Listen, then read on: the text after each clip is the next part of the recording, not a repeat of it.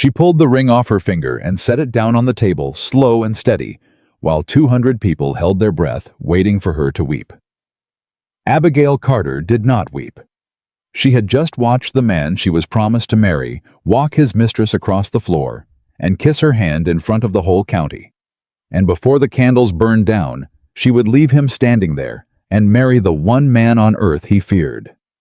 If you love a story about a woman who refuses to be owned, subscribe and stay with me to the very end. And tell me in the comments what city you're listening from so I can see how far this story travels tonight. Abigail Carter set the ring down on the linen tablecloth, and the small click it made was the loudest sound in the whole ballroom. Charles Beaumont had placed that ring on her finger that very afternoon. Gold heavy, a ruby the size of a thumbnail that he'd made certain everyone saw. He had held her hand up like a man showing off a horse he'd just bought, and the guests had clapped and her father had wept with relief, and Abigail had smiled the way a woman smiles when she has decided to survive something. Now she took the ring off in front of them all. Abigail. Charles crossed the floor toward her, still smiling, though the smile had gone tight at the corners. Behind him, the woman he'd been dancing with, the woman he'd walked in on his arm, the woman he had kissed on the mouth not 10 minutes past.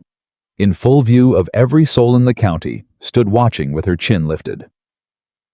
"You will pick that back up," Charles said quietly, "and you will put it back on."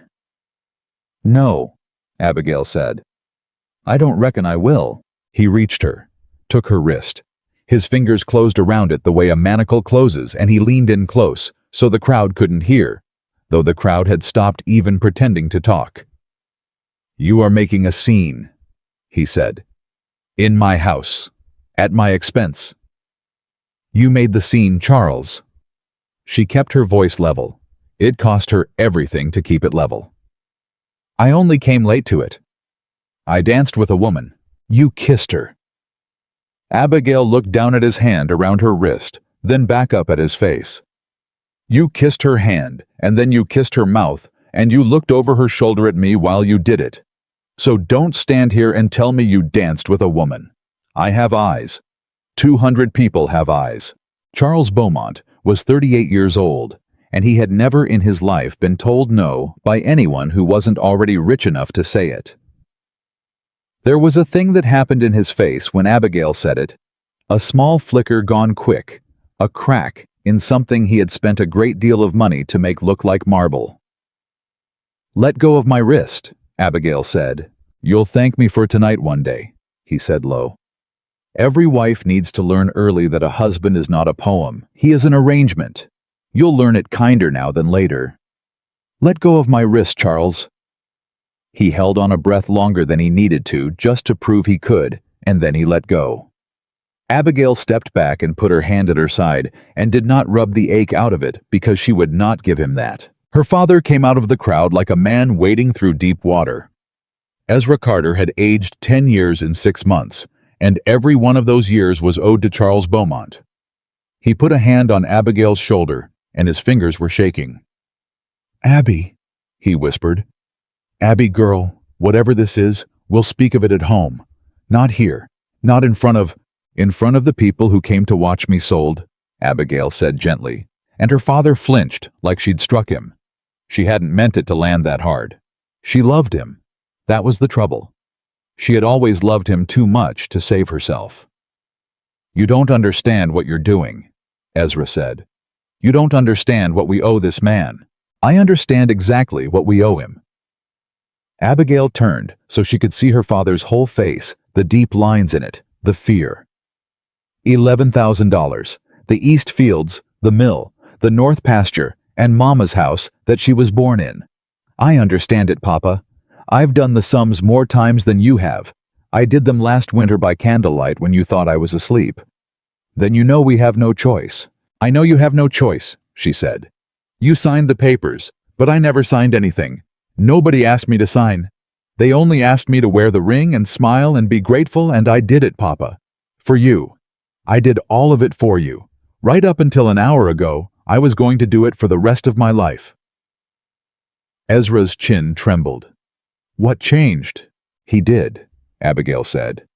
He showed me what the rest of my life was going to be, and he did it in front of everybody, and I thank him for it. Because now I know." Across the floor, the mistress laughed a bright, cruel, carrying laugh and said something to the woman beside her, and the two of them looked at Abigail and laughed again. Abigail knew her. Everyone knew her. Caroline Whitmore. Youngest of the Whitmore family, a girl raised soft on her brother's money. The kind of woman who had never once in her life had to decide between her pride and her supper. Charles turned and beckoned Caroline over with 2 fingers, the way a man calls a dog. And Caroline came smiling, came pleased, and Charles put his arm around her waist, right there where Abigail could see, and said loud enough now, loud enough for the whole room, "Miss Carter seems to have decided she is too fine for this engagement. I confess I'm relieved. A man wants a wife with a warmer temper." He looked at Abigail over the top of Caroline's head. "Go home, Abigail. Take your father. Take your debts. We'll settle the papers Monday." And there it was. That was the trap closing. He'd said it soft as a snake, settle the papers Monday. Because the debt was still his. The land was still his the moment Ezra defaulted, and Ezra would default because Ezra Carter had nothing left in this world but a daughter he'd tried to trade, and a name that Charles Beaumont could ruin with 1 letter to the bank. The crowd understood it too. That was the worst part. They understood, and they were delighted because there is no entertainment on God's earth so fine as watching a proud family fall, and the Carters had once been proud. Abigail looked at all of them. She looked at the women in their imported silk who had eaten at her mother's table before the money went. She looked at the men who had shaken her father's hand and borrowed his tools and let their cattle graze his grass. She looked at Charles, standing in the center of it all with his mistress under his arm, wearing the smile of a man who has never once paid for anything he broke. And Abigail Carter felt something in her chest go very quiet and very cold and very clear. She was not heartbroken. To be heartbroken, a woman has to have handed her heart over first, and she never had. She'd handed over her name and her land and her whole future, but not that. Somewhere down deep, she'd kept that back. Some animal part of her had always known. "Well," she said, not loud, but the room had gone so silent that it carried anyway. "I'll say this for you, Charles. You've saved me a great deal of trouble." She reached down and picked her own gloves up off the table, one and then the other, and she drew them on slow, finger by finger, and she never once looked away from him while she did it. That's a thing that unsettles a cruel man more than tears a woman doing something calm with her hands while she looks him dead in the eye. "You didn't want a wife," she said, pulling the second glove tight. "You wanted a deed with a pretty face on it. And I let you think you'd get it because my father is a good man who did a foolish thing and I love him. But I am not the Mill Charles. I am not the East Fields. You cannot put your name on me and file me at the courthouse. You are a woman with no money," Charles said, and the honey was gone from his voice now, and what was under it was uglier. "Which in this county is the same as a woman with no self. You'll come to me on your knees inside a month." "Maybe." Abigail nodded like she was truly considering it. "Maybe I will, but it won't be tonight." And she turned her back on the Duke of Beaumont County. For that was what they called him, though. There'd never been a duke born on American soil, though the word meant nothing. Here but money enough to make grown men bow. She turned her back on him, and she walked toward the doors, and every step she took, the crowd parted before her, like she was carrying something they didn't want to touch. Her father caught her arm at the threshold. "Abby." His voice broke on it. "Abby, where will you go? What will you do? We have nothing. Do you hear me? Nothing. By Monday we'll have less than nothing." She stopped. She put her hand over his hand and she gentled her voice because it wasn't him she was angry at. It had never been him. "Papa," she said, "you've spent 24 years telling me I was the smartest of your children. Trust me one more time." "I don't know how to trust you into ruin." "Then trust me into the dark," she said, "and let me find the door." She kissed his cheek. His whiskers were wet. She stepped through the doorway and out of the ballroom, and she left the noise and the candles and the 200 pairs of eyes behind her. And the last thing she heard was Caroline Whitmore's laugh, high and cruel, following her out. The house was too big. That was the thing about Beaumont's house, a body could get lost in it. Charles had built it to be lost in, so that the people who came to it would feel small. Abigail did not feel small. She felt for the first time in a year exactly her own size. She walked away from the sound of the ball, down one hall and then another. Past the closed doors of rooms she'd never been shown, past portraits of Beaumonts who had died rich and would be forgotten poor. And she did not know where she was going, only that she was going away, and that away was the only direction that mattered. She turned a corner, and there was a library, its door standing open and a single lamp burning inside it, and a man sitting in the dark by the window with a glass in his hand, who had clearly heard the whole thing. Abigail stopped. The man did not stand. That was the first thing she noticed, because every man in the county stood when a woman entered a room, whether he respected her or not. It was manners. It was cheaper than respect, and looked the same from a distance. This man did not stand. He sat and looked at her, and turned his glass slowly in his fingers. "You're the Carter girl," he said. His voice was low and dry, and had no music in it at all. A working man's voice, though his coat was fine. A voice that had given orders in the rain. "I'm Abigail Carter," she said, "and you're sitting alone in the dark while 200 people drink your host's wine. I'd guess that makes you either a thief or a man who wasn't invited." Something moved in his face. It might have been the start of a smile. It didn't get far. "I was invited," he said. "I came to watch a man I dislike get everything he wanted. Turns out I got to watch him lose it instead. Best evening I've had in years. And you couldn't be troubled to stand up for it." "I don't stand for people I haven't decided about yet." He set his glass down on the sill. Now finally he rose, and he was taller than Charles, built like a man who'd done his own fence mending once, and never forgot how. Nathaniel Whitmore. The name landed in her like a stone dropped in a still pond. Whitmore. Same as the mistress. Same as Caroline. "You're her brother," Abigail said. "I'm her brother." Something hard came into his face. "For my sins." "Then you'll forgive me if I don't shake your hand." Abigail's voice cooled by 10 degrees. "Your sister just cost me a marriage in front of the whole county."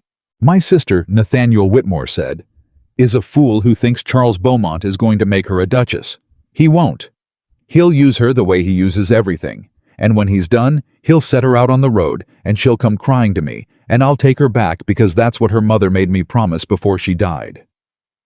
He said all of it flat, without heat, like a man reading a bill of sale. "So no, Miss Carter, Beaumont didn't cost you a marriage tonight. He saved you one.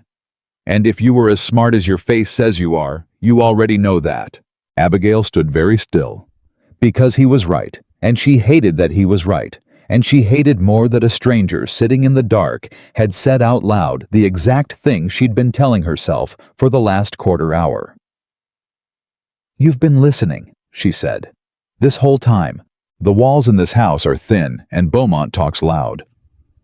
Nathaniel came a step nearer into the lamplight, and she could see his face proper now. Hard, unsmiling, a man closer to 40 than 30, with the kind of stillness in him that made cruel men nervous because they couldn't tell what it was hiding. "You said something out there. To your father. You said you'd done the sums. $11,000. The east fields, the mill, the north pasture." "I said it to my father, not to you. You said it loud enough for me to hear it, which in my experience means part of you wanted somebody to." He tilted his head. "Do you know why Charles Beaumont wanted your family's land, Miss Carter?" "Because he's greedy. He's greedy, but he's not stupid. And greedy, stupid men don't get rich, they inherit it and lose it. Charles built his money, so no, he didn't want 300 acres of Carter dirt because he was greedy." Nathaniel's eyes didn't leave her face. "He wanted it because your east field sits on the only good crossing of Miller's Creek between here and the Richmond Road. Whoever holds that crossing holds the toll on every wagon, every drove of cattle, every barrel of flour that moves out of this county to market. That crossing is worth more than every acre around it put together.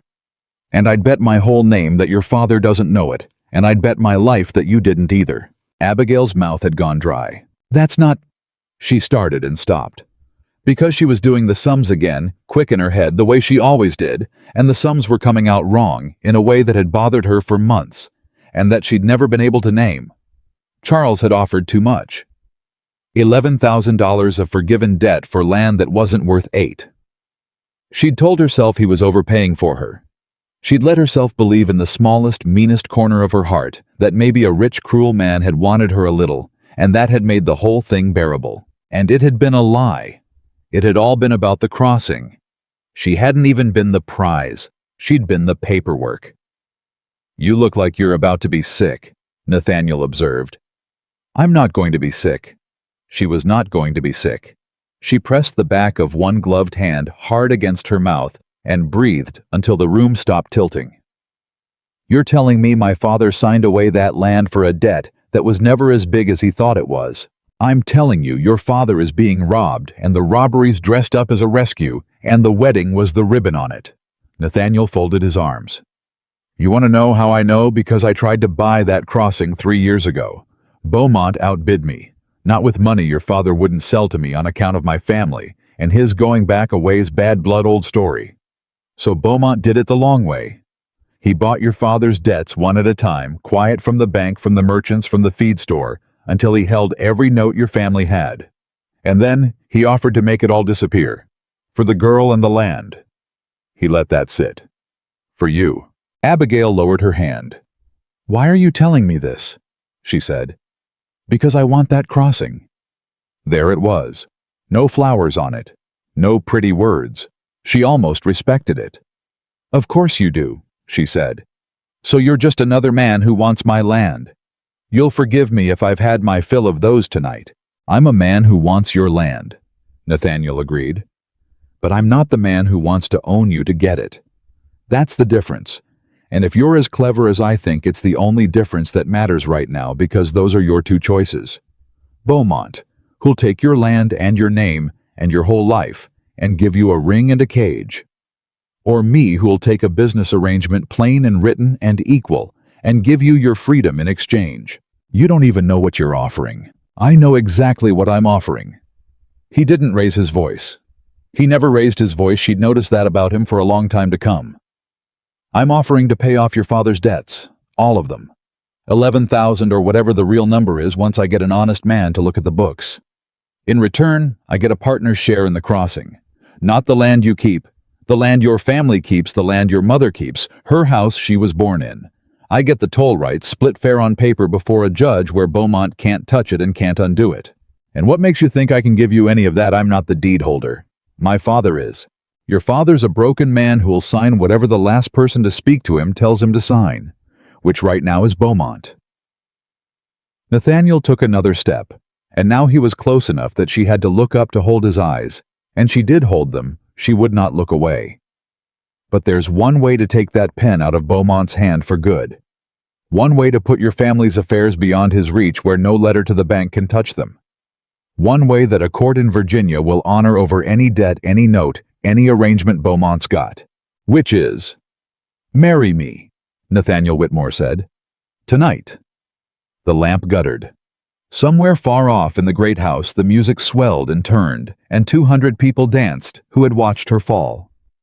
Abigail Carter stood in the doorway of a stranger's library and looked at a man who had just proposed to her the way another man might propose to buy a horse, and she waited to feel afraid or outraged or ashamed. She didn't feel any of those things. She felt God help her awake. You're mad, she said. But she didn't step back. I'm a widower, with no romantic notions left in me, and a business problem that your problem happens to solve, Nathaniel said. That's not madness, Miss Carter. That's arithmetic. And you're a woman who does her sums by candlelight, so don't stand there and tell me you can't see the numbers same as I can. You could be lying to me about the crossing, about all of it. For all I know, you're worse than Charles, at least Charles I could see coming. I could be lying, he agreed. That's a fair worry, and I'd think less of you if you didn't have it. So don't take my word. He reached into his coat and took out a folded paper and held it out to her. That's a survey of Miller's Creek. Commissioned by me, done by a man in Richmond who's never met your family and has no reason to shade it. Read it tonight. Read it 100 times. Show it to any honest surveyor you like. If I'm lying, you'll know by morning, and you can go back to Beaumont and his cage with my apologies. But if I'm telling the truth—" He pressed the paper into her gloved hand, and his fingers were rough and warm and did not linger, which she noticed, which she would remember.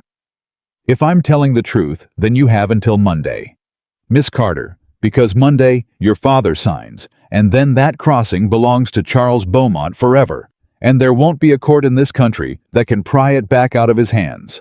Abigail looked down at the paper in her grip. "Why me?" she said quietly. "You could have gone to my father. You could have gone to a judge. You could have bought some other crossing some other year. Why come sit in the dark at Charles Beaumont's ball and wait for a ruined girl to walk past your door?" For the first time, Nathaniel Whitmore was slow to answer. "Because I heard how you talked to him," he said finally. "Out there. When everybody in that room wanted you to cry and beg, you picked up your gloves instead and told the richest man in the county he couldn't file you at the courthouse." Something in his hard face shifted just slightly, like a stone settling. "I've spent 15 years being the coldest man in Virginia, because it was the only way to keep what greedy men kept trying to take from me.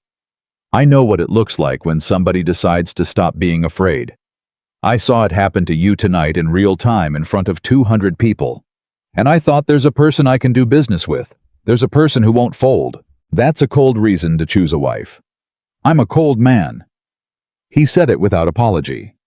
"I told you that up front. I'm not offering you love, Miss Carter. I'm too old and too tired and too burned for love. I'm offering you a way out that doesn't cost you your family or your land or your knees. And I'm the only one in this whole house who's offered you anything tonight that wasn't a leash." Abigail closed her hand around the survey. She thought of her father weeping with relief that afternoon over a rescue that was a robbery.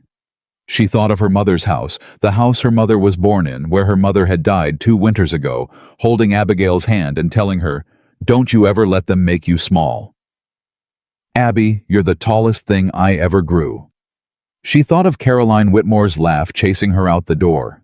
She thought of Charles saying, "You'll come to me on your knees inside a month," and how sure he'd been how easy it had come to him, because no one had ever taught him that a woman with nothing might still have a will. And she thought of the numbers. She always came back to the numbers. $11,000. A crossing worth more than all the land around it. A widower with a cold voice and warm, rough hands who'd waited in the dark not to catch her, but to give her a paper and tell her not to take his word for it. "If I read this tonight," she said slowly, "and it says what you say it says, it does. Let me finish." She lifted her chin. "If it says what you say it says, if an honest surveyor tells me you haven't shaded a single figure, if I decide I not my father, not Beaumont, not you, if I decide that a business arrangement with a cold stranger is a better bargain than a cage with a cruel one." She drew a breath. "Then I'll come find you, Mr. Whitmore. And we'll talk terms, on paper, before a judge. Fair split, my family keeps the land, my mother's house is mine, and stays mine, and my father's debts die the day we sign. Every word of it written down where neither of us can lie our way out of it later." "Every word," Nathaniel said. And for the first time all night, the ghost of a smile got all the way onto his face and stayed there a moment before it went. "You drive a hard bargain for a woman who was crying an hour ago." "I never cried," Abigail said. "Not once. Not for him, not for the ring, not for the land. And I'll tell you something, Mr. Whitmore, since we're being plain with each other." She folded the survey and tucked it into her sleeve against her wrist, over the place where Charles's fingers had left their mark. "I'm not going to cry for you either, whatever this turns into. I've buried the crying part of me. You'll get a partner, or you'll get nothing, but you will never get a woman who weeps." "Good," Nathaniel said. "I've had my fill of weeping. It doesn't fix anything." "No," Abigail agreed. "It doesn't." They stood there a moment longer, the two of them in the lamplight, at the edge of a bargain neither of them had walked into that house expecting to make. Down the hall, the music played on, and somewhere in the middle of it, Charles Beaumont was dancing with a woman who thought she'd won. Abigail Carter turned to go. Then she stopped one hand on the doorframe and looked back. "That mark on my wrist," she said. "Your sister's Charles. The bruise on my arm is Charles. The debt is Charles. The shame is Charles. The whole rotten night is Charles." She met Nathaniel's eyes across the little room. "So I'll tell you the real reason I'll read your paper tonight, Mr. Whitmore. It isn't the numbers, though the numbers are good. It's that you're the one thing in this county that man is afraid of. And I would like just once before I die to watch Charles Beaumont afraid." Nathaniel Whitmore looked at her for a long moment. "Read the survey," he said. "Then come find me." Abigail Carter drew her glove tight one more time, and she walked out of the dark library and back down the long halls of a house built to make people feel small. And she did not feel small. Not 1 inch of her. All the way out. The great front doors, and down the steps into the warm Virginia dark, with a stranger's paper against her wrist, and her mother's voice in her ears telling her she was the tallest thing she'd ever grown. Behind her, the candles of Beaumont Manor burned on toward midnight, and Abigail Carter walked home under the summer stars doing the sums every step of the way. The survey was true. Abigail read it 4 times by candlelight that night. And then she read it a 5th time at dawn with her father's old spyglass loupe held over the figures like she thought the numbers might change if she stopped watching them. They didn't change. Miller's Creek Crossing was worth $8,000 on its own, and the toll on it would earn near $1,000 a year every year forever. And Charles Beaumont had bought her family's ruin 1 note at a time, to get it for the price of a wedding ring. "Papa," she said when Ezra came down that morning, gray-faced and shaking, "sit down. I've got to show you something, and you're not going to like it, and then I've got to tell you what I'm going to do about it, and you're going to like that less." Ezra sat. She laid the survey in front of him. She put her finger on the number. She watched her father's mouth work, watched him do the sums he should have done a year ago, watched the color drain out of a face that had already lost too much color to spare.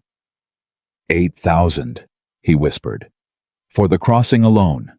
And I sold it to him for—" "You didn't sell it. You haven't sold it yet. Monday you were going to sell it. There's a difference, and that difference is the only thing standing between this family and the poorhouse, and I aim to use it." She sat down across from him and took both his hands.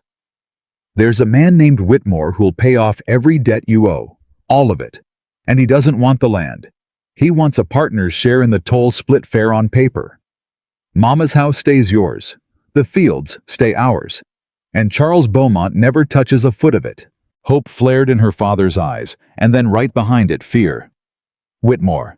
Nathaniel Whitmore. Abby, that family and ours. I know about the bad blood. His father and mine, they—" "I know, Papa. I know all of it." She squeezed his hands. "And I'm telling you it doesn't matter anymore because his father's dead, and your quarrel's dead. And the only thing that's still alive is a crossing worth a fortune and a man named Beaumont trying to steal it.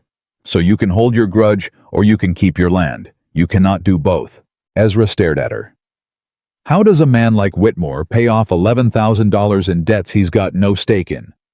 What does he want in return? What did you promise him?" And there it was, the question she'd known was coming. "I promised him I'd think about it," Abigail said. "And I've thought about it. And Papa, the price is me." Her father went very still. "No, not the way you're thinking. It's not Beaumont all over again." She kept her voice steady, though her heart was going like a hammer. "It's a marriage, but it's a business marriage written down before a judge. His name on the debts, my name on the land. Once we're married, everything I own comes under the protection of the marriage where Beaumont's notes can't reach it. No court in Virginia will let a creditor pull property out of a lawful marriage to settle a father-in-law's old debts. That's the whole trick of it, Papa. That's why it has to be marriage and not a loan. A loan he can call, a wife's land he cannot touch.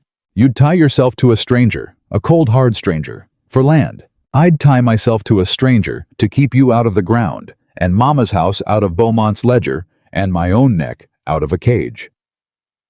Abigail leaned in. "You traded me once, Papa. You did. You dressed it up prettier, but that's what it was, and I let you, because I love you. So I've earned the right to trade myself this once on my own terms to a man who at least had the decency to hand me the survey and tell me not to take his word for it. That's more honesty than I got out of the man you picked." The blow landed. She saw it land, and she watched her father, who was not a cruel man, only a weak one, only a man who'd loved his farm more than he'd known how to protect it. She watched him lower his head into his hands and break. "When did you get so much harder than me?" he said into his palms. "The night you signed the first note," she said gently. "One of us had to." She let him weep. She did not weep with him. And when he'd finished, she stood up and put on her mother's straw bonnet and told him she was walking to town. "Now," Ezra said, "it's barely light." "Whitmore said Monday," Abigail said. "It's Saturday. I don't intend to waste a single hour Beaumont could use against us." The Whitmore place sat 6 miles north, and Abigail walked every one of them in the early heat with the survey in her sleeve and her jaw set, and she was near halfway there on the Richmond Road, when a carriage came up behind her and slowed, and she knew before she turned who it would be, because there was only one carriage in the county with a gold crest painted on the door. "Abigail." Charles Beaumont leaned out the window, and he was smiling, and the smile made her stomach turn. "Walking to town in this heat, in your mother's old bonnet. How the mighty have humbled themselves. Get in. I'll carry you." "I'd sooner walk on coals." "You're being childish." The carriage kept pace with her slow, the horses fussing at the crawl. "I came to find you because I'm a reasonable man. Last night was spirited. We both said things. I'm willing to forget it. The offer stands. Marry me Monday, your father's debts vanish, and all this unpleasantness is behind us." Abigail stopped walking. The carriage stopped, and she looked up at Charles Beaumont in the morning light and understood with a cold, sudden clarity that he did not know she'd seen the survey. He thought she was still a ruined girl with nothing. He thought he was coming to collect. That was her advantage. And she nearly threw it away right there, nearly threw the whole crossing in his teeth just to watch his face fall, but she caught herself. She swallowed it. She made herself small. "You'd truly take me back," she said softer, "after I shamed you in front of everyone." A man can afford to be generous when he's already won. Charles's smile widened pleased, and she hated how easy he was to read once you knew what he wanted. "Come now, get in the carriage." "Let me think on it till Monday," Abigail said, lowering her eyes. "You caught me raw last night. Give me the weekend to make peace with it, and I'll come to you Monday with an answer. That's my sensible girl." Charles settled back, satisfied a man who'd never once considered that a woman looking down might be hiding her eyes on purpose. "Monday, then. Don't keep me waiting."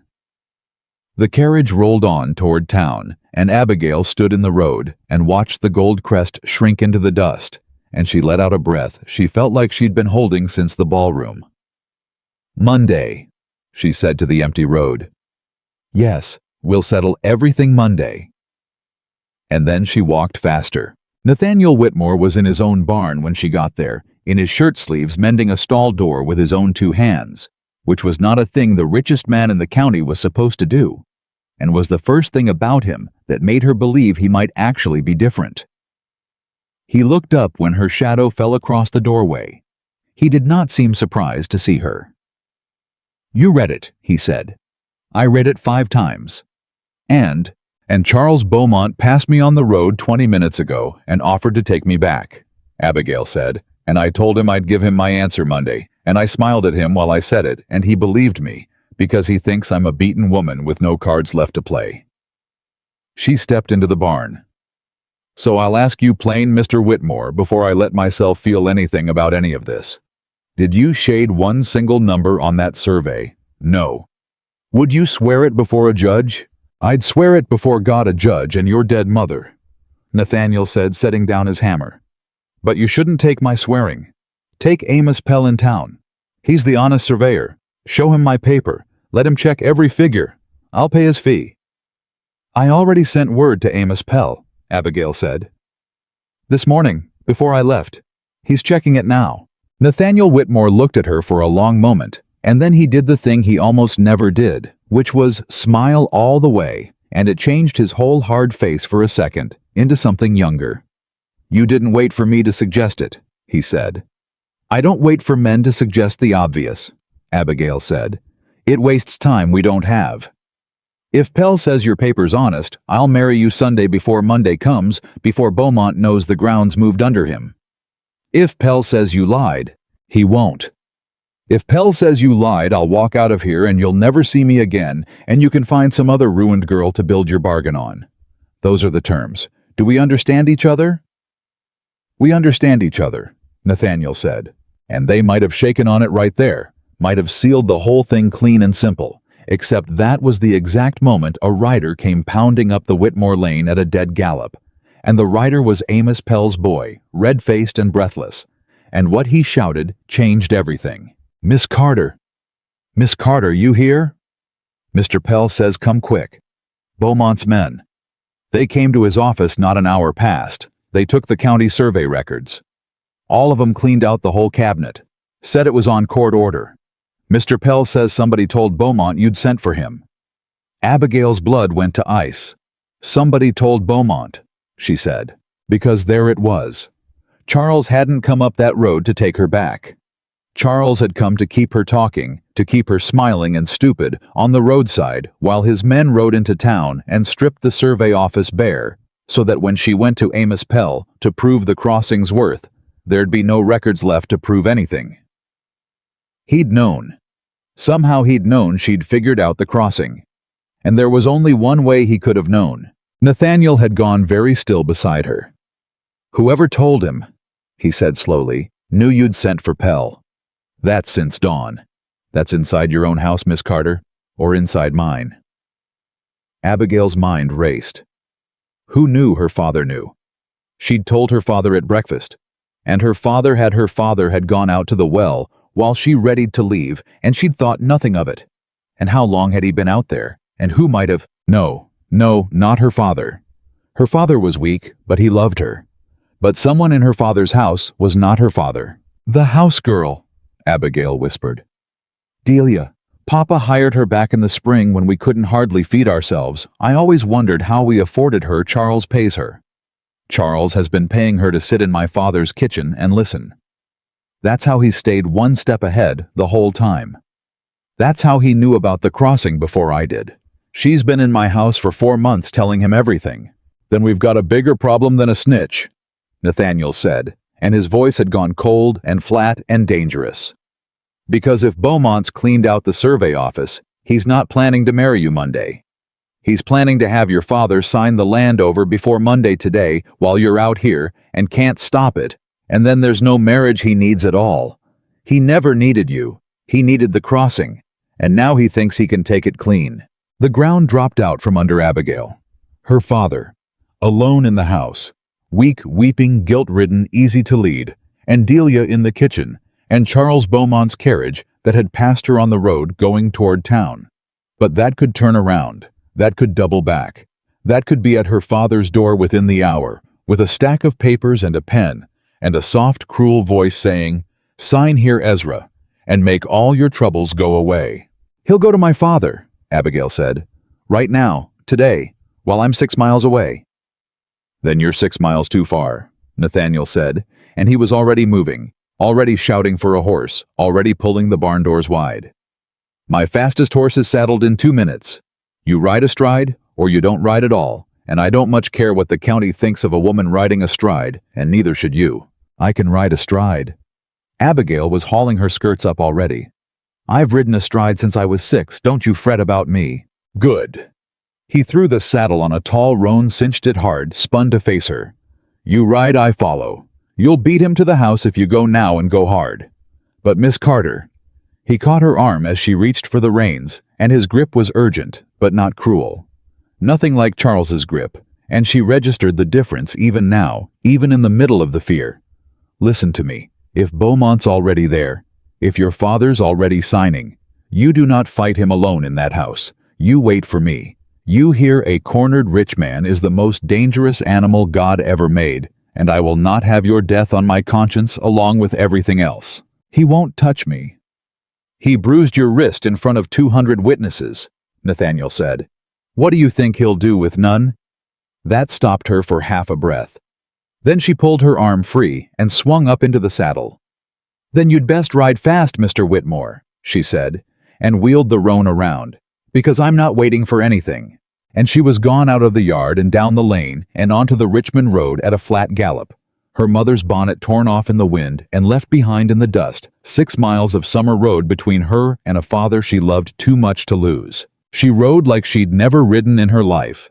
She rode past the field where Charles's carriage had passed her that morning, and she saw the tracks, and she read them the way she read numbers quick and cold, and her heart seized because the carriage tracks turned. Right there, half a mile past where he'd sweet-talked her, the gold-crested carriage had turned around in the road and headed back the way it came, back toward her house. He'd never gone to town at all. He'd sent his men to town. He'd turned around the moment she was out of sight. He was hours ahead of her. Abigail bent low over the roan's neck and asked it for everything it had, and the good horse gave it, and the last 2 miles blurred past in a haze of sweat and hoofbeats and terror. And when she came pounding into her own yard, the gold-crested carriage was already standing there empty, the horses lathered, a driver dozing on the box. She was off the roan before it fully stopped. She hit the ground running.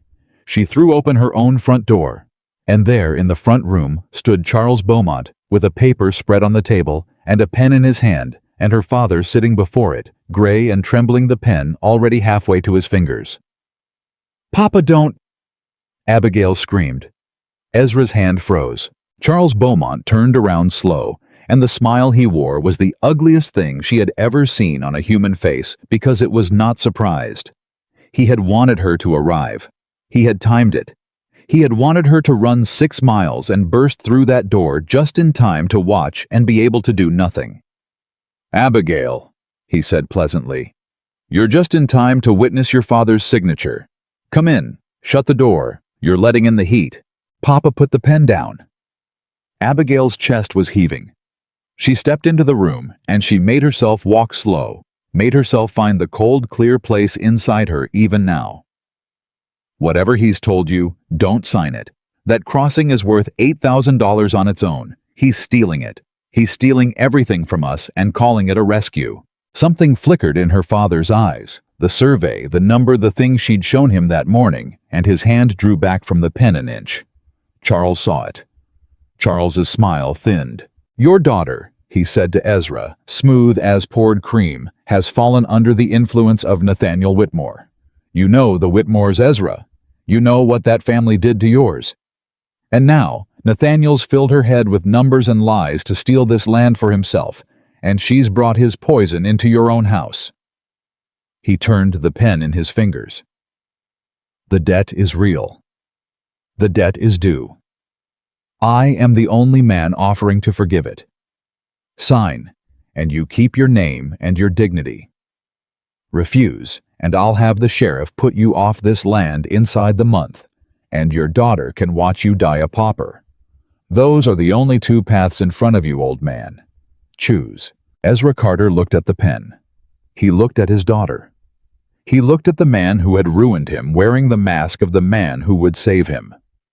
And Abigail watched her weak, loving, broken father sit up a little straighter in his chair. "Abby," Ezra said, not taking his eyes off Charles. "This crossing, $8,000 you said. $8,000 for the crossing, near $1,000 a year in tolls after," Abigail said. "I had it surveyed, honest Papa. It's true. And this man—" Ezra's voice was steadying now, finding something in itself she hadn't heard in a year. "This man has been buying up my debts in the dark for 3 years quiet, so I'd never see it coming. Paying my creditors to keep silent, so that when the noose was good and tight, he could offer to loosen it in exchange for the one thing on my land that's worth a fortune." He turned his head slowly toward Charles. "Is that about the size of it?" Charles's face did not change, but his knuckles went white on the pen. "You'd take the word of a Whitmore," Charles said, "over the man standing in your parlor, offering to save you." "No," Ezra Carter said. I'd take the word of my daughter, who I should have listened to a year ago." He pushed back his chair and stood unsteady but upright, and he pushed the paper across the table back toward Charles. "Get out of my house. Take your pen and your papers and your gold-painted carriage and get off my land. I'm not signing." For one heartbeat, too, Charles Beaumont stood frozen. The mask was gone now, all the way gone, and what was underneath was something Abigail had glimpsed at the ball, and now saw whole, a man who had never once been refused, staring at a second refusal in as many days from a family he'd already counted as bought and paid for. "You senile old fool," Charles said very quietly. "You'll be in the poorhouse by autumn." "Maybe," Ezra said. "But I'll be there with my daughter's respect, which is more than you'll ever have from anyone." Charles moved fast, faster than Abigail expected from a man his size. He came around the table, and he had Ezra by the collar, before Abigail could get between them, and he shoved the old man hard against the wall, and Ezra's head cracked against the plaster, and Abigail was there in an instant with both hands hauling at Charles's arm, screaming at him to let her father go. Charles backhanded her. It caught her across the cheek and knocked her sideways into the table, and the world went white and ringing, and she heard her father cry out her name, and she tasted blood, and through the ringing she heard Charles's voice gone low and vicious and completely stripped of its charm. "I have been patient," Charles said. "I have been generous. I have offered this family every kindness, and you have thrown all of it back in my face, and now you have brought a Whitmore into it, which means I am done being kind." He had her father by the collar, still one fist raised. "Here is what happens now. You sign tonight, or I promise you both I will make certain neither of you sees another sunrise as free people. I have judges in my pocket and a sheriff who owes me his office, and I will bury this whole family so deep that God himself won't find the graves." And that was the moment the front door, which Abigail had left standing open, filled from top to bottom with the shape of Nathaniel Whitmore. He did not shout. He did not draw a weapon. He stood in the doorway with the summer light behind him, and he looked at the blood on Abigail's mouth, and he looked at Charles Beaumont's fist raised over an old man's face, and when he finally spoke, his voice was so quiet and so cold that it stopped everything in the room dead. "Take your hands off them, Charles," Nathaniel said. "Right now, while you still have hands to take off." Charles let go of Ezra. Slowly. He turned to face the doorway, and something in him recalculated. Abigail could see it, the frantic arithmetic of a cornered man realizing the numbers had changed. "Whitmore," Charles said. "This is a private family matter. You have no standing here." "I have every standing here." Nathaniel stepped into the room, and though Charles was not a small man, he seemed to shrink as the other came in. "Because in about an hour, when a preacher and a judge get done with the paperwork, I've already sent for this woman, is going to be my wife. Which makes her family, my family, and her land, my land, and her father's debts, my debts to pay off in full by sundown." He stopped an arm's length from Charles. "So, every note you hold on this family, Charles, every quiet little piece of paper you bought up in the dark for 3 years is about to be worth exactly nothing, because I am going to pay every one of them tonight at full face value in gold, and there is not one thing in this world you can do to stop me." The silence in that room was the loudest thing Abigail had ever heard. Charles Beaumont looked from Nathaniel to Abigail with blood on her lip, to Ezra sagging against the wall, and back to Nathaniel, and she watched the whole scheme of 3 patient years die behind his eyes. "You think a marriage saves you," Charles said, but his voice had lost some certainty it had carried into that house. "You think a piece of paper and a preacher can undo what I've built." "I don't think it," Nathaniel said. "I know it. And so do you, or you wouldn't have ridden out here to steal the old man's signature before she could stop you. You knew the marriage would end you. That's why you moved so fast." He tilted his head. "You lost, Charles. You lost the night she picked up her gloves instead of crying. You've just been too proud to hear the door close." Charles Beaumont drew himself up. He gathered his papers off the table with hands that Abigail could see now were not quite steady. And he walked to the door, and he stopped beside Nathaniel close, and he said something too low for anyone but the two of them to hear. But Abigail was near enough to catch the shape of it, and what he said was, "This isn't finished. She has a mother's grave on this land, Whitmore. Graves can be moved. Families can be ruined in ways that have nothing to do with money.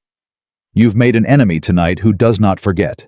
And then he was gone out the door into his carriage, and the gold crest rolled away down the lane in the failing light. Abigail stood in the middle of her father's ruined front room, with blood on her mouth and her hands shaking, and her heart still going like a hammer, and she looked at Nathaniel Whitmore, who had ridden 6 miles and arrived in the doorway at the exact moment the whole world tipped. "You came," she said. "I told you I'd follow. You told me to wait for you." A laugh got out of her, cracked and disbelieving. "I didn't wait." "No," Nathaniel said, and crossed to her and did not touch her, only stood close and looked hard at the mark on her cheek, where Charles had struck her, and something moved in his face that had nothing cold in it at all. "No, you didn't. You never do." He was quiet a moment. "Does it hurt bad?" "I've had worse. You shouldn't have to say that." His jaw tightened.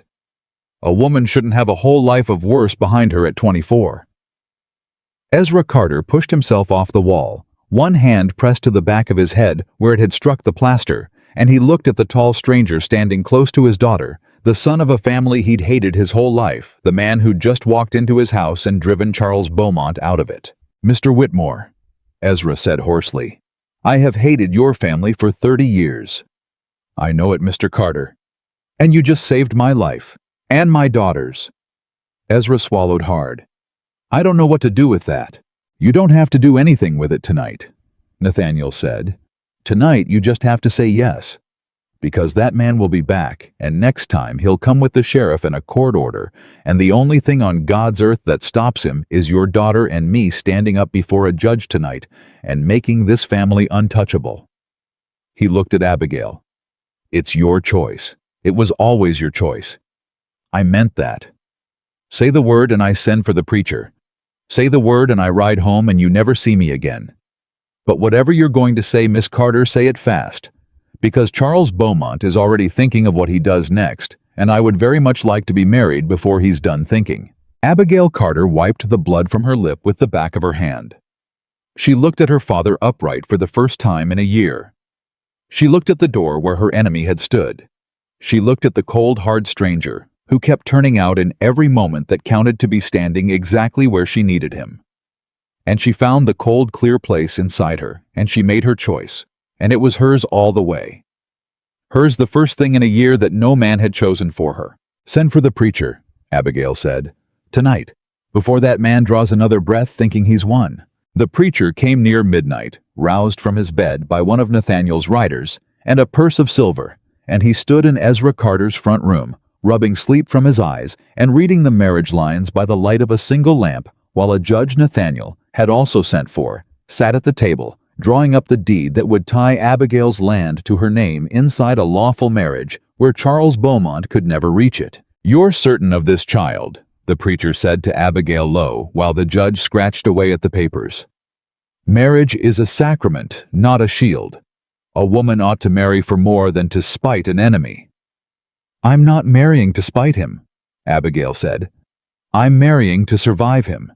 And I'll thank you to marry me, and not lecture me, Reverend, seeing as it's my neck and not yours." The preacher looked at the blood dried on her lip and at Charles Beaumont's carriage tracks still fresh in the yard, and he closed his mouth and opened his book. They were married standing in the front room where 3 hours earlier a man had struck her across the face. Nathaniel Whitmore said his vows in that flat, quiet voice, every word plain and certain. Abigail said hers with her chin up and her eyes dry. When the preacher said the part about loving and cherishing, neither of them pretended, and neither of them looked away. They'd made a bargain, and they both knew what it was, and there was a strange, clean honesty in standing before God and telling him the truth of it. "By the laws of this Commonwealth," the judge said when it was done blowing on the ink, "and before these witnesses you are married, and this deed is filed, and I'll have it in the county record by 9 o'clock Monday morning, where no creditor living can touch it." He handed Abigail the papers with her own hand. "You keep those, Mrs. Whitmore. You keep them somewhere Charles Beaumont's men can't burn them. Mrs. Whitmore." The name landed strange on her. She'd been Abigail Carter for 24 years, and now in the space of a night, she was something else. And she looked at the papers in her hand, her land, her name, her father's freedom, all bought with a word, said before a sleepy preacher, and she felt the ground shift under her into something that might after all hold her weight. "Papa," she said, turning. "It's done. You're free. Do you hear me? Every note that man holds against you is worthless now. He can't touch you." Ezra Carter, who had aged 10 years and 6 months, wept for the second time that day. But these were different tears, and Abigail let him weep them, and did not try to stop him. Nathaniel paid the preacher and the judge, and saw them out, and then he stood in the doorway, looking back at his new wife, across the wreckage of her father's front room. "I'll ride to town at first light," he said. "I'll pay every note Beaumont holds in gold at the bank in front of witnesses, and I'll get the receipts, and then there is nothing. Nothing he can hold over this family again." He paused. "You should sleep. You've earned it." "I won't sleep," Abigail said. "Not tonight. He said something to you. On his way out. I saw your face when he said it. What did he say?" Nathaniel was quiet a moment. He was not a man who lied, she'd learned that much already, and she watched him decide not to start now. "He said graves can be moved," Nathaniel said. "He said families can be ruined in ways that have nothing to do with money." Abigail's blood went cold. "My mother's grave is on this land." "I know." "He'd dig up my mother." Her voice shook not with fear now, but with fury. "He'd dig up my dead mother out of spite because he lost a crossing. He'd do worse than that if he thought it would win," Nathaniel said. "A man like Charles doesn't lose gracefully because he's never had to learn how. He's dangerous now in a way he wasn't yesterday. Yesterday he was greedy. Today he's humiliated, and a humiliated rich man is the most reckless creature God ever made." He looked at her hard. "Which is why tomorrow, once the debts are paid, we don't stop. We finish him. Because a wounded Beaumont left standing will spend the rest of his life bleeding this family one small cut at a time. We have to take everything from him at once in public, so complete he can never rise from it." "How?" Abigail said. "The debts are paid, the land is safe. What's left to take?" "His reputation," Nathaniel said. "His standing. The thing that lets a man in this county buy judges and sheriffs and housegirls. Charles Beaumont's real power isn't his money. It's that everyone believes he's untouchable. We break that belief and everything else falls with it." He reached into his coat and drew out a thick packet of papers worn at the folds like they'd been read many times. "I told you that first night in the library that I'd spent years collecting evidence of his corruption. I wasn't boasting. This is bank fraud, Abigail. Forged land titles, bribed county clerks, widows cheated out of their husbands' estates. For 15 years, Charles Beaumont has been robbing this county blind, and I've got the proof of every crime, and I've been waiting for the right moment to use it." Abigail stared at the packet. "You've had this the whole time. You could have ruined him years ago." "I could have," Nathaniel said. "But evidence is only worth something if people will believe it, and until tonight, no one in this county would have believed one word against Charles Beaumont. He's too rich. He's too charming. He gives to the church and buys drinks at the tavern, and everyone owes him something." He set the packet on the table. "But now there's a woman he humiliated in front of 200 witnesses. A woman he struck in her own home. A woman who married his greatest rival before midnight rather than submit to him. Now when I lay out his crimes, there's a story the county wants to believe because you gave them one. That's why I needed you, Abigail. Not just for the crossing. I needed someone the county would rally behind. And you handed me that the moment you took off that ring." The twist of it hit her slow and then all at once.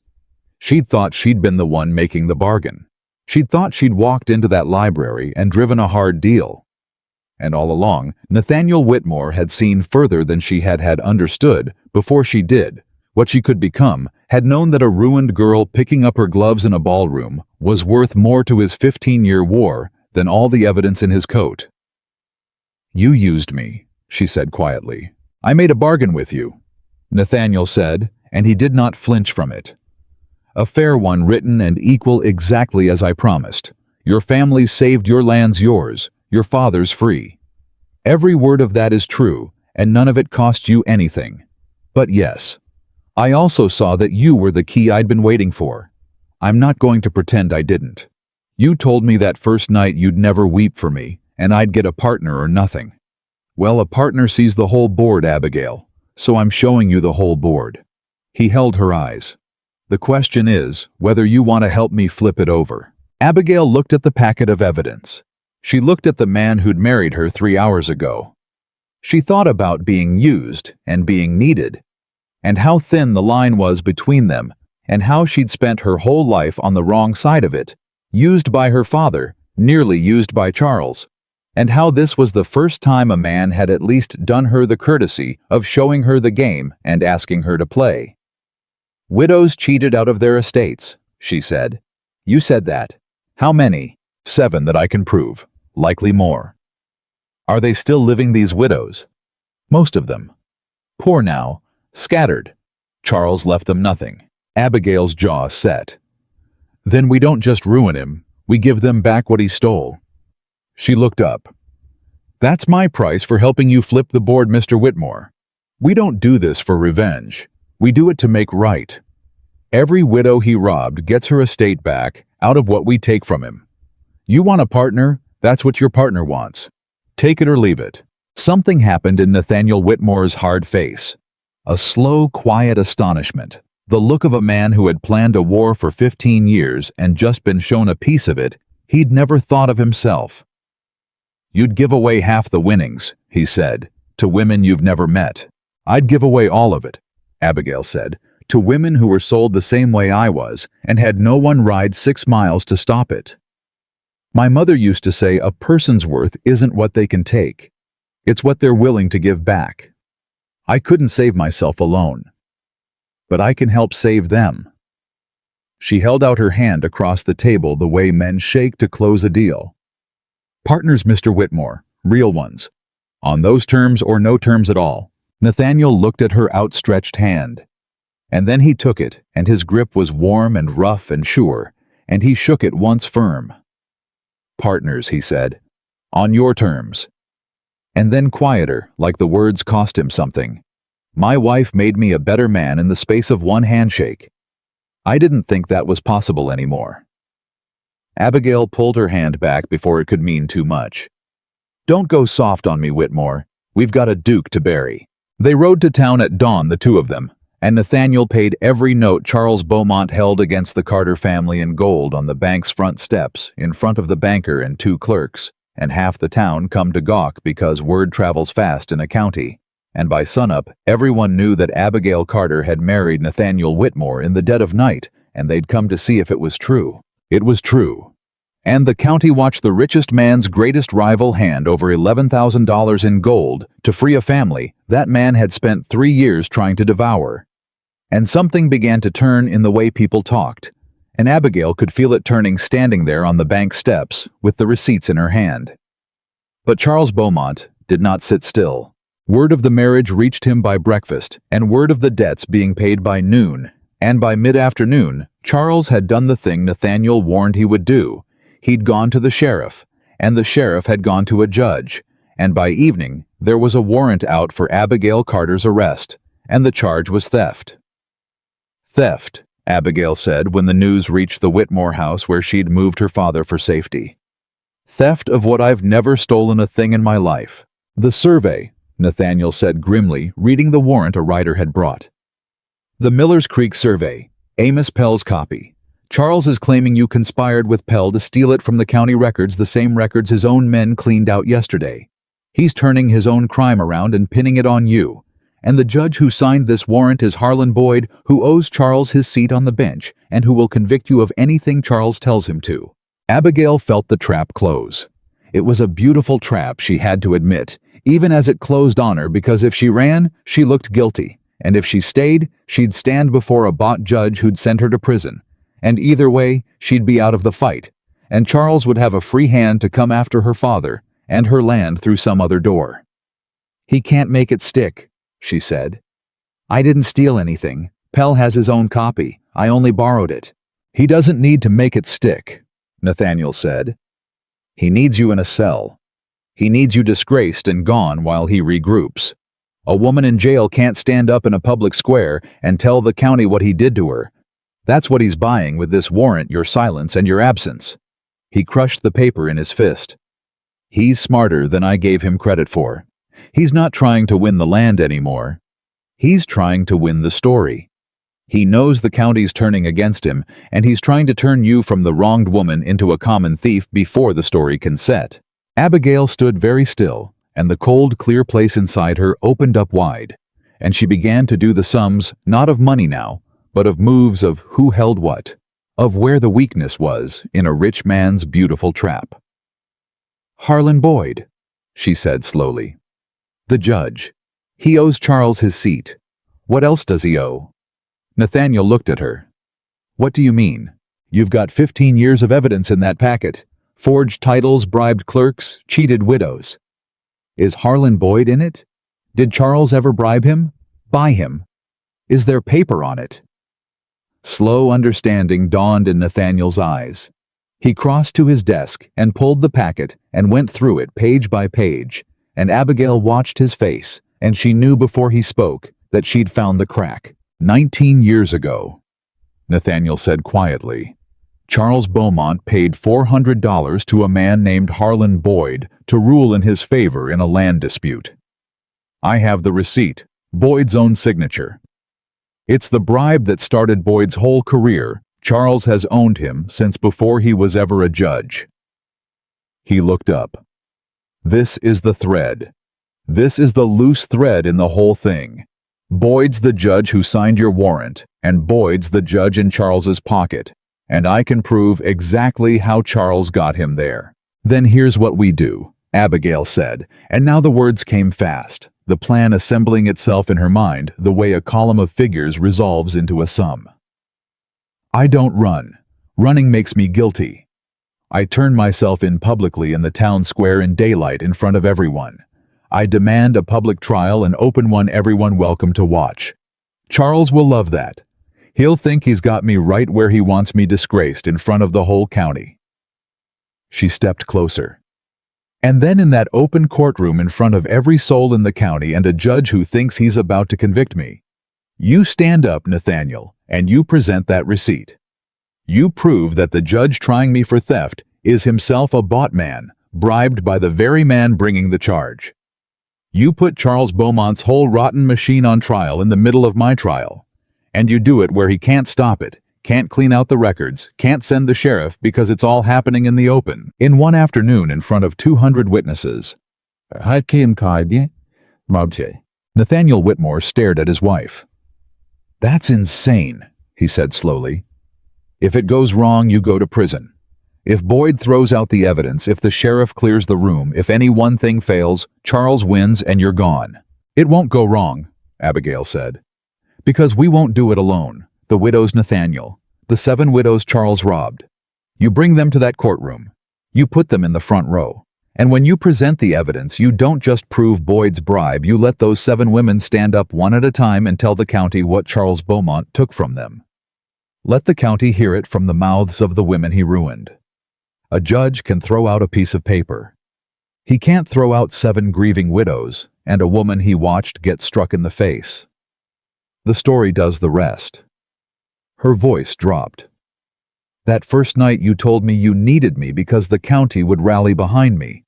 Well, you were right. So let's give them something to rally for.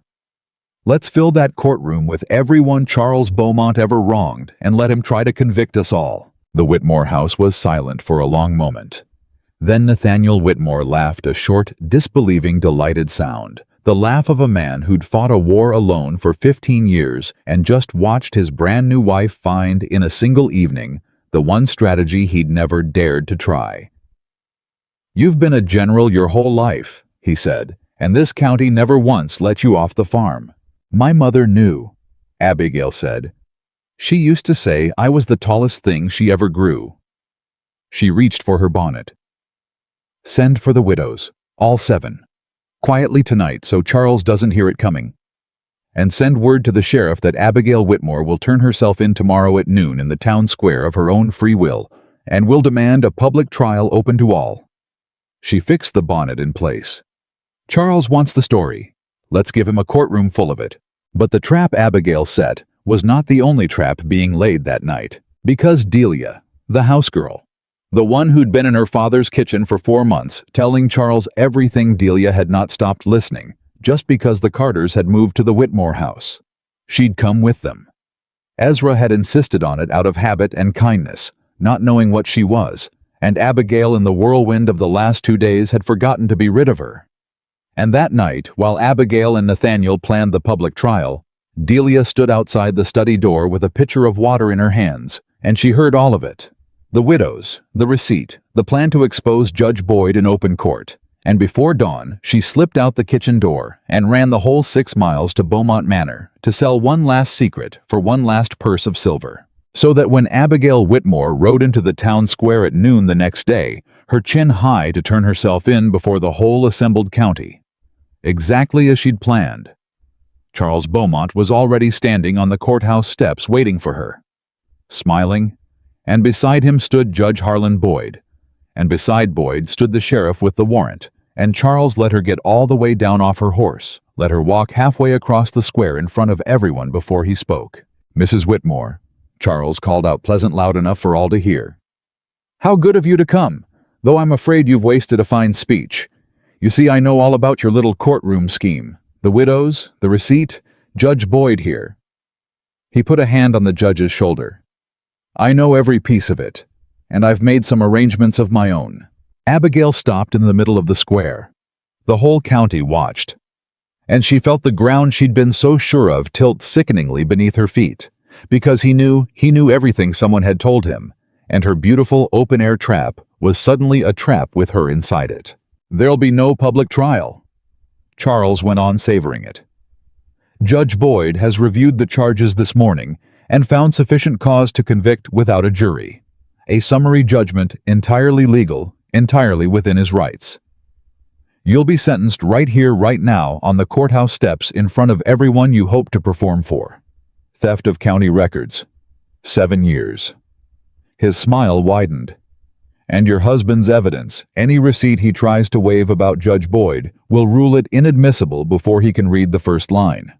I've thought of everything, Abigail. I always do." The crowd murmured. Abigail's heart hammered. She looked for Nathaniel and couldn't find him in the crowd, and panic clawed at her because if he wasn't here, if he'd been stopped, if Delia's betrayal had cut deeper than the plan. And then Charles made his one mistake. The mistake of a man who had never lost, who could not resist the pleasure of gloating, who had to twist the knife. "Your mother's grave," Charles said, dropping his voice, but not far enough, "will be moved off that land by month's end. I've already spoken to the sheriff about it. There's a question of the property line, you see. Sad business. But that's what happens, Abigail, to women who don't know their place." He'd said it in front of the county. He'd said it in front of every widow and farmer and shopkeeper in the square, thinking his power made him safe, thinking no one would dare. And Abigail watched the words land on the crowd, watched faces that had been fearful turn one by one to something else, because there is a line even a cowed county will not let a rich man cross, and threatening to dig up a dead mother's grave to punish her daughter was a long, long way past it. And into that silence from the back of the crowd, a woman's voice rang out. "He took my Thomas's whole estate." It was one of the widows. She stepped forward out of the crowd, old and poor and shaking, but her voice carried. "Charles Beaumont forged my husband's will and took everything," the widow said. 14 years ago. I've had nothing since, and I've been afraid to say it every day of my life until this very minute." "And me?" said another voice, another widow stepping forward. "My John's mill. He forged the deed. I've got no proof, but God knows I'm not lying, and I'm done being afraid of you, Charles Beaumont." One by one, they came forward. Not 7. More than 7, because there were more than Nathaniel had ever proven, more than anyone had counted women and men. Both people Charles had cheated and frightened into silence for 15 years, and the fear that had held them was breaking all at once, right there in the square, because a rich man had gloated one time too many about a dead woman's grave. And Charles Beaumont stood on the courthouse steps and watched his county turn against him in real time. And for the first time in his life, the smile fell off his face and did not come back. "Silence!" Judge Boyd shouted, banging on the rail. "Silence, or I'll have the lot of you arrested." "You'll arrest no one, Harlan." Nathaniel Whitmore's voice cut across the square, and there he was. Not lost, not stopped, but coming up onto the courthouse steps from the side, unhurried, a packet of papers in his hand, and the town's own newspaperman walking right beside him with a notebook, which Abigail understood in a flash was the true masterstroke, because whatever happened here now would be printed and carried to every county in Virginia by week's end, where Charles Beaumont's bought judges could not reach it. 19 years ago, Nathaniel said, holding up a single yellowed page for the crowd to see, Charles Beaumont paid Harlan Boyd $400 to fix a land case. Here's the receipt in Boyd's own hand. That's the bribe that bought this man his judgeship. So when Judge Boyd tells you he's found sufficient cause to convict my wife, understand that you're watching a man Charles Beaumont bought 2 decades ago do the bidding of the man who owns him. He turned the page toward the newspaperman who was writing fast. It's all going in the paper, Charles. Every name, every forged deed, every widow, every bribe. You can't buy every paper in Virginia, and you can't clean out records that are already printed and sold. It's done. You're done. It was done the moment you opened your mouth about her mother's grave in front of the whole county. Abigail stood in the middle of the square, the warrant forgotten, the summary judgment forgotten, and she watched 15 years of a man's careful evil come apart in the space of 10 minutes, undone, not by her plan, which Charles had known, and not by the receipt which Boyd would have thrown out, but by Charles Beaumont's own inability to resist twisting the knife one time too many in front of the only audience that could destroy him. "You planned it," she said, low, staring at Nathaniel as it came clear to her. "You knew Delia would tell him. You knew he'd hear the plan and think he'd won and get careless. You let him think he'd outmaneuvered us so he'd gloat in public where it'd finish him." Nathaniel didn't answer her out loud, but he looked at her across the square, and something in his eyes said yes, and something else in them said, "And I couldn't have done it without you because it was you." He couldn't help gloating too. It was your mother's grave. He couldn't resist it. Was the woman who took off her gloves that finally made the great Charles Beaumont lose his head. The sheriff was the one who ended it. The sheriff who owed Charles his office looked at the crowd and looked at the newspaperman writing every word, and looked at his own future in a county that had just remembered it, outnumbered its masters. And the sheriff took the warrant out of his own coat, and he tore it in half, and he let the pieces fall on the courthouse steps. "There's no case here I'll enforce," the sheriff said. "Not this one. Not today." And he turned and looked at Charles Beaumont, and there was something in his face that had never been there before, something close to disgust. "You'd best go home, Mr. Beaumont, while you still have one." Charles Beaumont stood alone on the courthouse steps in front of the county he'd ruled for 15 years. And there was no smile left and no charm and no power. Only a man in a fine coat that fooled no one anymore, watching everything he'd built dissolve into the summer air. He looked at Abigail. Just her, across the whole square, past all of them, at the woman who'd taken off her gloves. "You," he said, and his voice cracked. "It was always you." "No, Charles," Abigail said, and her voice carried clear and steady across the silent square so that every soul there heard it. "It was always all of us. You just never bothered to count how many people you'd wronged because you never thought we'd be brave enough to stand up at the same time." She lifted her chin. "That's the mistake men like you always make. You think fear lasts forever. It doesn't. It only lasts until one person stops being afraid, and then it goes all at once." And Charles Beaumont had nothing to say to that. There was nothing to say. He turned, and he walked down the courthouse steps alone, and the crowd parted before him, the way they'd once parted before Abigail, in his ballroom, not out of respect now, but out of the deep, instinctive way people step back from a thing that's already dead and doesn't know it yet. Abigail Whitmore watched him go. Her hands did not shake. Her eyes were dry. And when he'd gone, when the gold-crested carriage had rolled out of the square for the last time, she turned and found her husband standing beside her, and her father weeping openly in the crowd, and a dozen widows looking at her with tears streaming down their faces, and something in their eyes she'd never had aimed at her before in her whole life.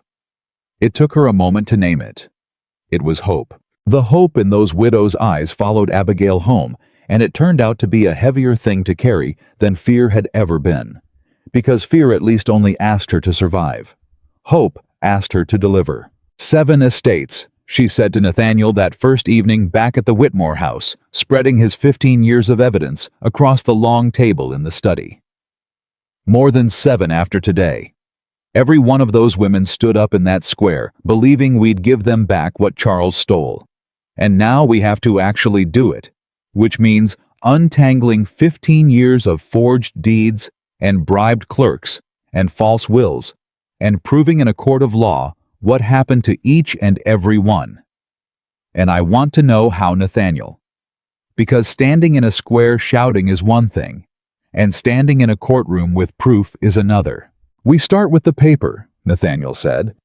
Every forgery leaves a seam, a date that doesn't match, a clerk's initials on a deed he wasn't working that year. Charles was careful, but no man's careful for 15 years running. He tapped the packet. It's slow work, months of it, but it's the kind of slow work that wins. Then we'd best start tonight.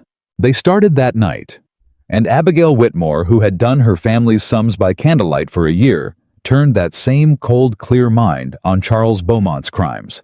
And it turned out she was better at it than Nathaniel, better at spotting the seam, the mismatched date, the number that didn't add. Within a week, she'd found 3 forgeries Nathaniel had stared at for years without cracking. Within 2 weeks, she'd built a case for the first widow so tight that even a bought judge couldn't have wriggled out of it, and there were no bought judges left to try, because Harlan Boyd had resigned the bench 3 days after the square, before the newspaper could finish printing his name, and fled the county in the night. You've a gift for this, Nathaniel told her, watching her work by lamplight papers spread around her like a general's maps. I fought this war alone for 15 years and got nowhere. You've done more in 2 weeks than I did in all that time. You did the hard part, Abigail said, not looking up. You gathered it. You kept it. You waited. I'm only reading what you already caught. She made a note in the margin. We're partners, remember. You don't have to hand me all the credit. It makes me suspicious. That got a short laugh out of him, and she looked up in time to catch it. And it struck her, not for the first time that week, how the cold man from the library was in the privacy of his own house. Not so cold after all. He laughed rarely, but when he did, it was real. He listened when she spoke. He never once in all those weeks of working side by side tried to take the pen out of her hand. It unsettled her more than cruelty would have. Cruelty she knew how to stand against. This she had no armor for. The first widow got her estate back on a Tuesday in early August. Her name was Martha Coyle, and Charles had forged her husband's will 14 years before to seize a mill and 40 acres, and Abigail sat beside her in the county court and watched the new judge, an honest one brought in from Richmond, after Boyd fled, rule the forged will void and restore the property to Martha Coyle's name. Martha Coyle wept. Then she took both of Abigail's hands in her old cracked ones and pressed them so hard it hurt. 14 years, Martha said. 14 years I thought no one would ever believe me. My own children stopped believing me. Thought I'd gone soft in the head talking about a stolen mill. Her voice broke. And a girl I never met rode into a town square with her chin up and made the whole county listen. I don't know how to thank you, Mrs. Whitmore. There aren't words made for it. You already thanked me, Abigail said quietly. You stood up in that square when you were still afraid. That's the bravest thing I ever saw. I just did the paperwork after. She meant it. But it did something to her holding Martha Coyle's hands. It cracked something open in her chest that she'd kept shut for a long time. And that night she rode out to her mother's grave, which was safe now, which Charles Beaumont would never touch, and she sat down in the grass beside it in the dark. I did it, Mama, she said to the stone. I didn't let them make me small.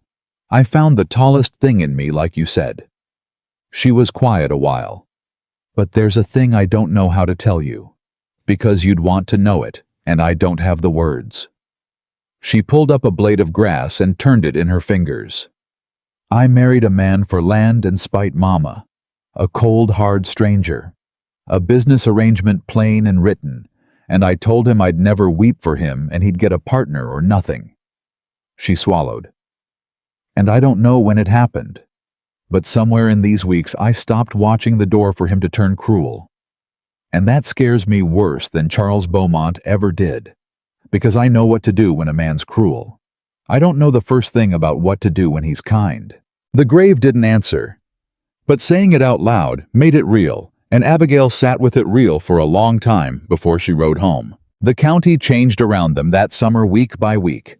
The story spread just as Nathaniel had planned. The newspaper carried it to every corner of Virginia, and other papers picked it up, and Charles Beaumont's name became a byword in 3 counties for the kind of rich man who'd finally been brought down. People who'd once bowed to Charles now crossed the road to shake Abigail's hand. Invitations came to the Whitmore house from families who'd cut the Carters dead a year before, and Abigail declined every one of them politely because she had a long memory and no interest in being embraced by people who'd only stopped despising her when it became fashionable. "You could be the toast of the county now," Nathaniel observed, watching her toss another gilt-edged invitation in the fire. "Every door that shut on you is standing open." "Every door that shut on me," Abigail said, watching the invitation burn shut on me when I had nothing. "I've no use for people whose respect depends on my address. You and my father stood by me when I was ruined. The widows stood up for me when it cost them everything. That's my county now. The rest can keep their dinners." Nathaniel looked at her a long moment across the firelight. "You know," he said, "when I asked you to marry me in that library, I told you I had no romantic notions left. I told you I was too old and too tired and too burned for anything but arithmetic." He turned his glass slowly in his fingers the way he had that first night. "I owe you an apology for that, because it turns out I wasn't too burned. I'd just never met anyone worth unburning for." Abigail went very still. "Don't," she said quietly. "Don't what?" "Don't say things like that. We made a bargain, plain and written and equal. You said you weren't offering me love, and I said I'd never weep for you, and those were good terms, Nathaniel, honest terms, the first honest terms any man ever gave me." Her voice was not quite steady. "If you go changing them now, I don't know where I stand, and I've spent my whole life not knowing where I stand with men, and I'm tired of it, and I won't build a marriage on the same shifting ground I've been standing on since I was a girl." Nathaniel set down his glass. "Then let me offer new terms, plainly, written if you want." "Nathaniel, I'm in love with you, Abigail." He said it the way he said everything, flat and certain, no flowers on it. And that was what undid her, because a pretty speech she could have deflected, and this she could not. "I didn't plan it. It wasn't in the bargain. It's inconvenient for both of us, and it changes the terms, and I know all that. But I've spent 15 years being the coldest man in Virginia, and you walked into a dark library one night, and I've been thawing ever since, and I'm too honest a man to keep pretending I haven't." He held her eyes. "I'm not asking you to say it back. You don't owe me that. You don't owe me anything but the partnership we agreed to, and I'll honor that partnership to my grave, whatever you decide. But you told me that first night you wanted a man who'd be plain with you, so I'm being plain, that's all." The fire cracked and settled. Somewhere out in the summer dark, a whip-poor-will called and called.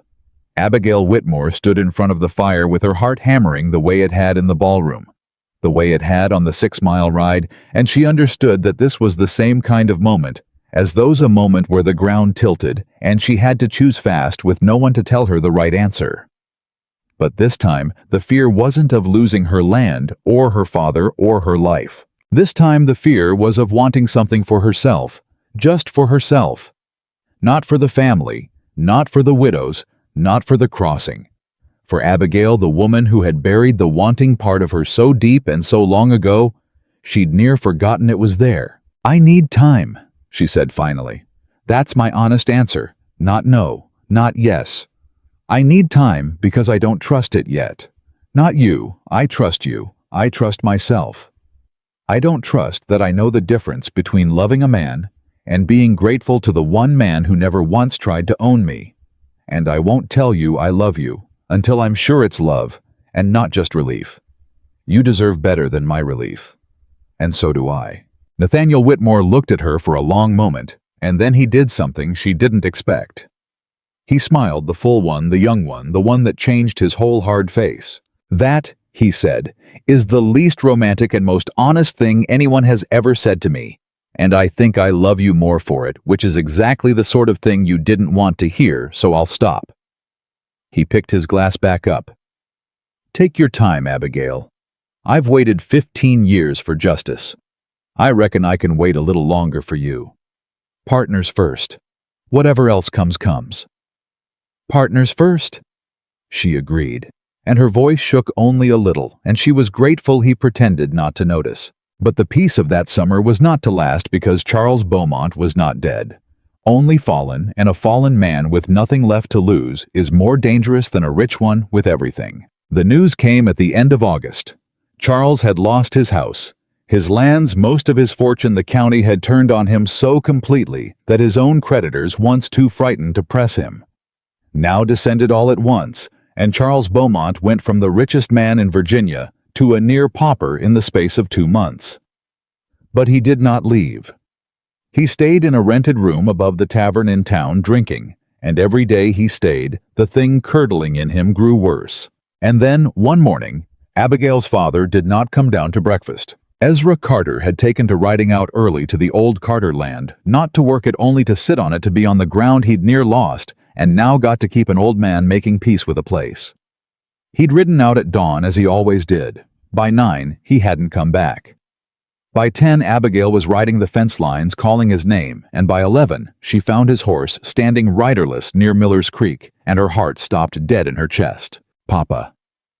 She was off her own horse and down the creek bank in an instant. Papa, where are you? She found him at the water's edge. He was alive, but he was bleeding from a gash above his ear, and his shirt was torn, and when she got his head into her lap, he opened his eyes and grabbed her wrist with a strength that frightened her. Beaumont! Ezra gasped. It was Beaumont Abbey. He came out of the trees. He said— The old man's face twisted. He said, if he couldn't have the crossing, he'd take something I loved more. He meant you, Abby. He was talking about you. He said a woman alone on a creek bank is an easy thing to make disappear, and then he laughed, and he hit me when I went for him, and he rode off toward— Ezra's eyes went wide. Toward the house. Abby. He rode toward the Whitmore house, and Nathaniel rode to town this morning. The house is empty but for the girls, and he— The world went white and cold around Abigail's edges, because she understood all at once what Charles Beaumont had done. He hadn't attacked her father by accident. He'd done it deliberately, viciously, to pull her here to the far end of the property, to a lonely creek bank 6 miles from the house, exactly the way he'd pulled her off to the Whitmore barn the day he tried to steal the signature. Charles Beaumont had one trick, and he ran it again. Get Abigail far away, then strike where she wasn't. But this time, he wasn't after a signature. He wants me to come after him, Abigail said slowly, the cold clarity dropping over her like it always did in the worst moments. He hurt you to draw me to the house. He's waiting there. It's a trap, Papa. The same trap he's counting on me riding straight into it, half out of my mind. Then don't go, Ezra begged, clutching her. Don't go, Abby, for God's sake, he'll kill you. That's what he means to do. I heard it in his voice. He's past caring what happens to himself. And there it was. The thing that made Charles Beaumont deadly now. Nathaniel had said it weeks ago in the front room the night of the wedding. A cornered rich man is the most dangerous animal God ever made. But a ruined one, a man who'd already lost everything and had nothing left to protect. No reputation to guard, no fortune. To lose that man was something worse. That man could not be reasoned with or bought or frightened because he'd already lost the things a person could be frightened of losing. Abigail looked down at her father bleeding in her lap, And she made herself think, made herself do the sums, when every instinct screamed at her to ride. "I can't leave you here," she said. "You're hurt. And I can't ride into a trap he's set. But I can't leave the house girls alone with him either." She pressed her kerchief hard against her father's head. "So here's what we do, and you're going to hate it, Papa, but you're going to do it. There's a farmhand's cottage a quarter-mile up the bank. You can walk it if you lean on me. I get you there safe out of sight. And then I ride for town hard for Nathaniel and the sheriff. The real sheriff. Now the one who tore up the warrant, and we come back to that house together, all of us, and we don't give Charles Beaumont the one thing he wants, which is me alone riding and half mad with fear. You'd leave the girls. Charles doesn't want the girls. He wants me. As long as I don't come, he waits, and a waiting man makes mistakes." She got her father's arm over her shoulders and heaved him upright. "He's counting on my fear making me stupid, Papa. He's been counting on that since the ballroom. And every single time it's the thing he gets wrong about me. I don't get stupid when I'm afraid." Her jaw set as she took his weight. "I get cold." She got her father to the cottage. She bound his head. She left him with the farmhand's wife and the farmhand's old musket and strict instructions to bar the door. And then she rode for town at a flat gallop for the second time in her life, on that same road, and she did not turn toward the Whitmore house. Though every mile of it, her heart screamed at her to, though the fear was a living thing clawing up her throat the whole way. She found Nathaniel at the bank. She told him in 10 words. And she watched his face go from confusion to horror to the same cold, flat fury she'd seen the night he filled her father's doorway. "He hurt Ezra to draw you out," Nathaniel said. "And you didn't go." "I didn't go. You rode past your own house knowing he was in it, knowing the girls were there, and you came here for help instead of riding in alone." Something moved in his face that she couldn't name.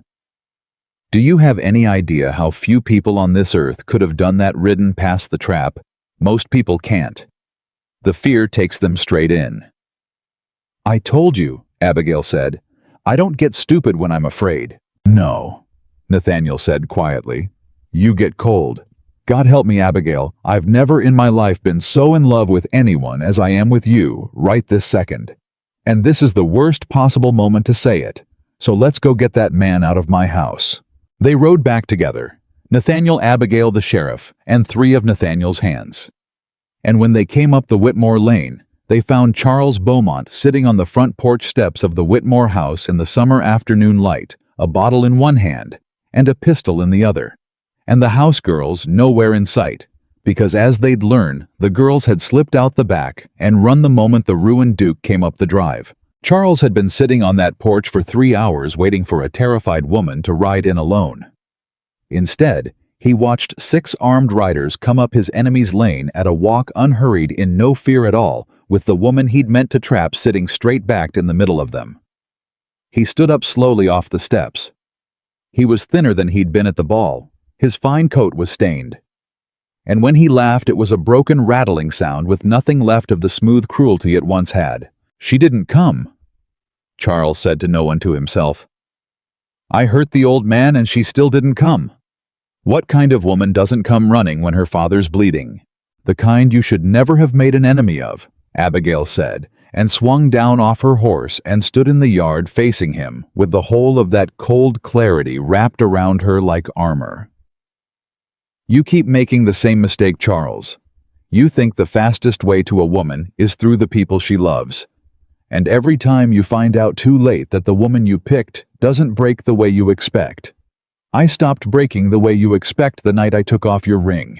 Charles raised the pistol, not at her, at his own head. The whole yard went still. "There's nothing left," Charles said, and his hand was shaking, and Abigail understood in a rush of horror that this was the real trap.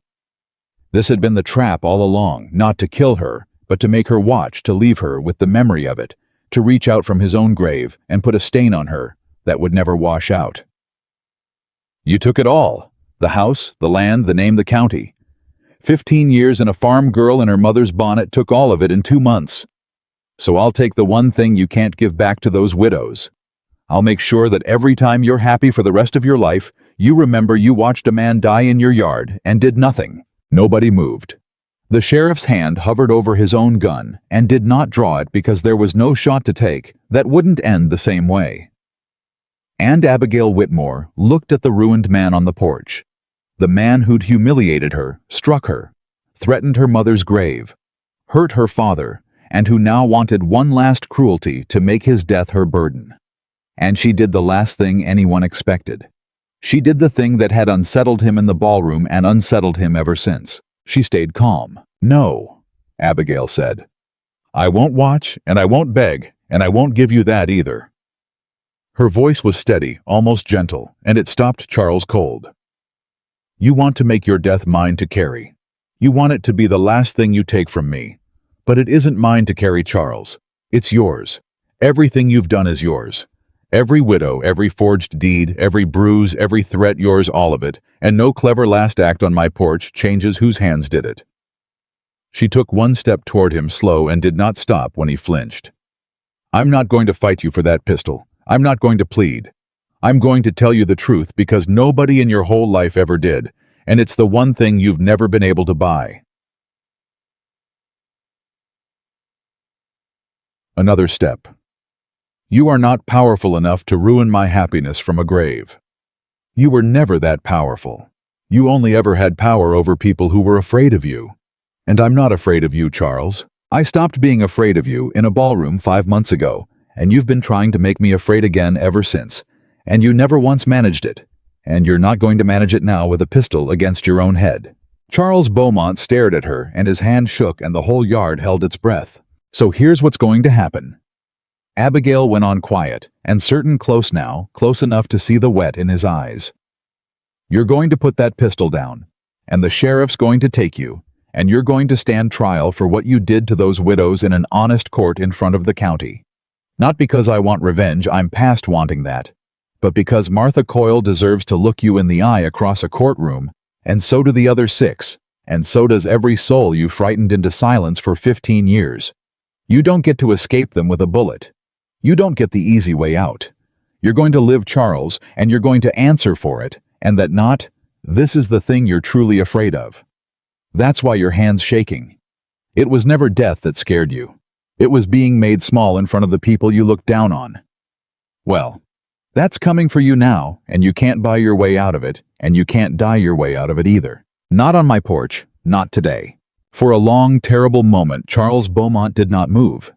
And then the pistol dropped from his fingers and clattered on the porch boards, and the ruined man sat down heavily on the steps of his enemy's house and put his face in his hands, and the great Charles Beaumont, who had owned 3 counties and feared no man, wept like a child in front of everyone, small at last, exactly as small as he'd always been under the money. And now, with nothing left to hide it, the sheriff came forward and took him without a struggle. Abigail turned away and did not watch him let off. She'd meant every word. It wasn't hers to carry, and she wouldn't pick it up. She walked instead to her horse, and her hands, which had been so steady through all of it, began at last to shake, and Nathaniel was there before she could fall, one arm around her, holding her up without a word, and for once in her life, she let herself be held. "You didn't get stupid," he murmured into her hair. "Even then, even with a gun in the yard. You talked a man down from his own death cold as December." "I'm not cold now," Abigail said, and her voice broke on it finally, all the fear of the whole long day pouring out at once. "I'm not cold now, Nathaniel." "I know," he said, and held her tighter. "I've got you. Be whatever you need to be. I've got you." And Abigail Whitmore, who had told a man in a library she would never weep for him, stood in the yard of her own home and wept, not for Charles, not for fear, but for the sheer exhausted relief of it all being over, and of having, at the end of the longest day of her life, somewhere to put it down and someone to lean on while she did. She still couldn't have told him she loved him. Not yet. Not with certainty. But standing there in his arms, letting herself be held, she stopped being afraid of finding out. The shaking in Abigail's hands lasted 3 days. She didn't tell anyone that. She went about the work, the widow's cases, the estate filings, the letters to the Richmond courts, and she did it all with her usual steadiness. And nobody saw the way her hands trembled in the early mornings before the house woke, when she sat alone in the study with her coffee going cold, and the weight of everything that had happened pressing down on her like a stone. It wasn't fear anymore. She knew that. Fear she recognized. This was something else, the way a person shakes after the danger's gone, when the body finally understands it's been running at full gallop for months and nobody told it to stop. She'd held herself together through the ballroom and the trap and the trial and the porch, and now that it was truly over, every part of her was demanding payment for it. Nathaniel saw it on the fourth morning. He came into the study before dawn, the way he'd taken to doing, and he found her sitting there with her hands wrapped around her cup and her eyes fixed on nothing. He didn't ask what was wrong. He didn't make a production of it. He just pulled the other chair around to her side of the desk and sat in it, and picked up the nearest document and started reading close enough that his shoulder was an inch from hers, and he stayed there until the light came through the window and the house girls started moving in the kitchen, and by then, somehow the shaking had stopped. "Thank you," Abigail said when he finally set the document down. "For what?" he said. "For not asking." "Asking makes it worse," Nathaniel said simply. "I know that. My wife died in this house a long time ago. 3 days after she was gone, I sat in this exact chair and shook until I thought my bones had come apart, and every person who came in that door made it worse by wanting to help." He turned his coffee cup in his fingers. "Sometimes the only help is a warm body in the room. So that's what I gave you." Abigail looked at him sideways. He was looking at the window, the early light catching the gray at his temples, the deep lines that a hard life had cut into a face that was, she'd come to understand, not cold at all, only still. There was a difference she'd learned to read the way she read numbers. Coldness was absence. Stillness was a man who'd learned not to spend himself on things that didn't deserve it. "Tell me about her," Abigail said. He was quiet long enough that she thought he wouldn't. Then he said, "Her name was Clara. She was 19 when we married. I was 26 and thought I was already old." A breath. "She died in childbed, 2 years after the wedding. The baby, too." Another silence. "I spent the next 10 years deciding I was done with all of it. Done with wanting. Done with hoping. I had the land and the work and the war with Charles, and that was enough. That was all I let myself have." He finally looked at her. And then a woman walked into a dark library and set her jaw at me like I was something she'd already calculated and found adequate, and I thought, hell, there it is again. The wanting. He said it dry without sentiment, which was somehow sadder for it. "I wasn't ready for it. I'm still not sure I know what to do with it." "Neither do I," Abigail said honestly. "We're quite the pair. Two people who've been through the fire," Nathaniel said. "Neither of us knows how to sit in an ordinary room on an ordinary day and just be content. We keep waiting for the next disaster." "Is that what this is, us waiting for the next disaster?" "I don't know what this is yet," he said, "but I'd like to find out, if you're willing." Abigail looked at her coffee. Then she looked at him. Then she said, "I'll make you a deal, Whitmore. 1 month. No court cases. No widow estates. No Charles Beaumont business. We take 1 month, and we just live in this house, and we find out if two people who've been at war their whole lives can manage to be still together. If we can't, we go back to partners, and that's fine too. But if we can..." She stopped. "If we can," he prompted. "If we can," she said, "then I'll tell you something I've been working up to telling you for about 3 weeks now." Nathaniel Whitmore's very serious face developed very slowly the beginning of a smile. "1 month," he said. "Starting today." "Starting today," Abigail agreed.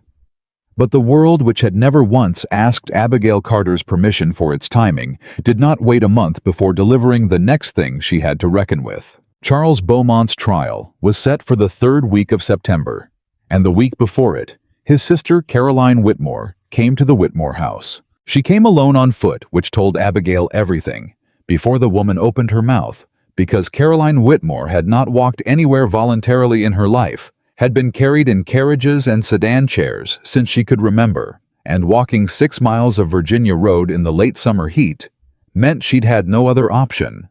The woman who'd laughed at Abigail in the ballroom, who'd taken Charles Beaumont's arm, and worn his attention like a prize, while his ring was still on another woman's finger, came up the Whitmore lane, looking like she'd been stripped of every shield she'd ever owned, which Abigail reflected she probably had. Caroline was 22. Abigail had forgotten that.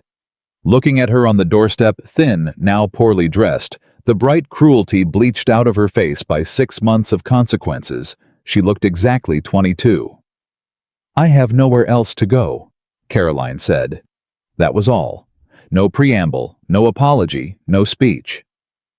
Abigail looked at her for a moment. Then she stepped back from the door. "Come in." Caroline looked up startled, like she'd expected to be turned away, like she'd braced for it and built herself up around the anticipation of it. "You're going to let me in," Caroline said, uncertain.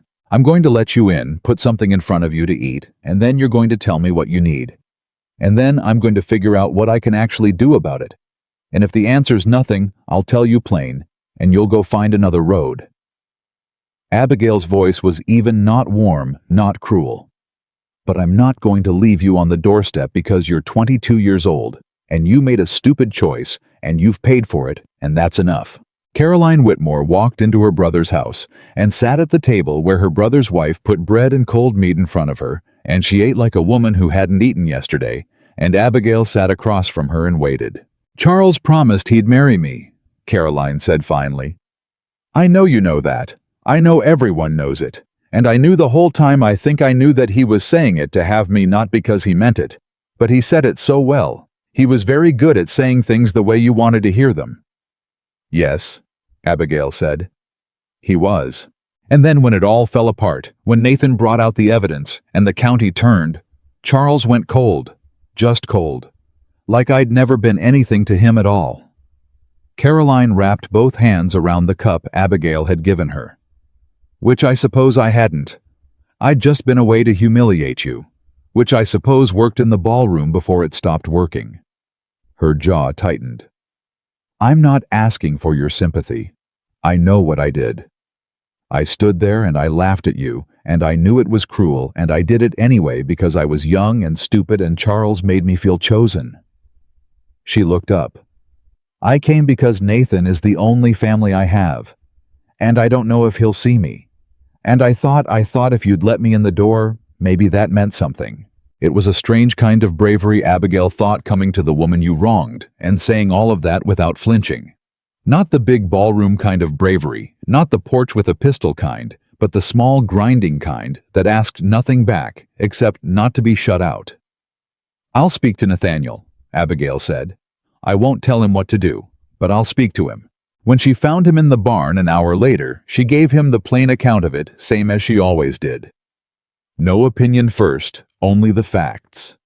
And she watched him stand with his hand on the horse's neck and his back to her while he worked through it the way he always did, quiet and thorough. "She hurt you," he said after a while. "She did," Abigail said. "And she was 22 and stupid, and charmed by a man who was using her same as every person Charles Beaumont ever charmed and used. Which doesn't excuse her, but it's what it is. You don't have to forgive her. I know that. I haven't decided if I have or not.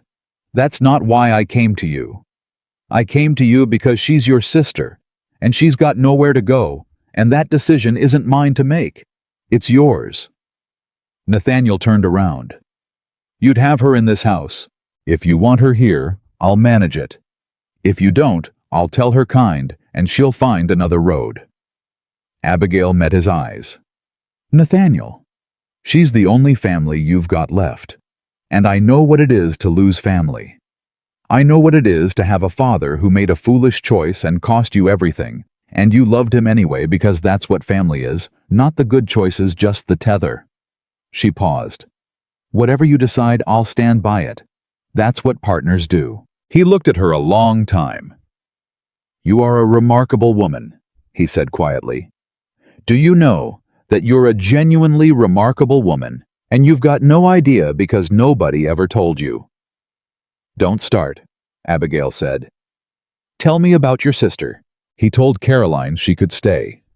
He did it himself that evening, standing in the kitchen doorway with his arms crossed and his face carefully still, and he said, You can have the east room. You'll earn your keep. Don't bring trouble into this house, and don't lie to my wife because she will catch you at it, and she will not forgive that the way she's forgiving the rest." And then he said quieter, "You're my blood, Caroline. I'm angry, and I'll probably be angry a while. But you're my blood." Caroline, who had not wept once since she'd arrived, who had kept herself together with the thin, dignified courage of a woman who knows she's got no right to ask for comfort, burst into tears at that, and pressed her face into her brother's chest. And Nathaniel Whitmore stood with his arms around his little sister and looked over her head at Abigail with an expression she'd never seen on him before. It was the look of a man who'd been alone for a very long time and had just in the space of a single month stopped being alone.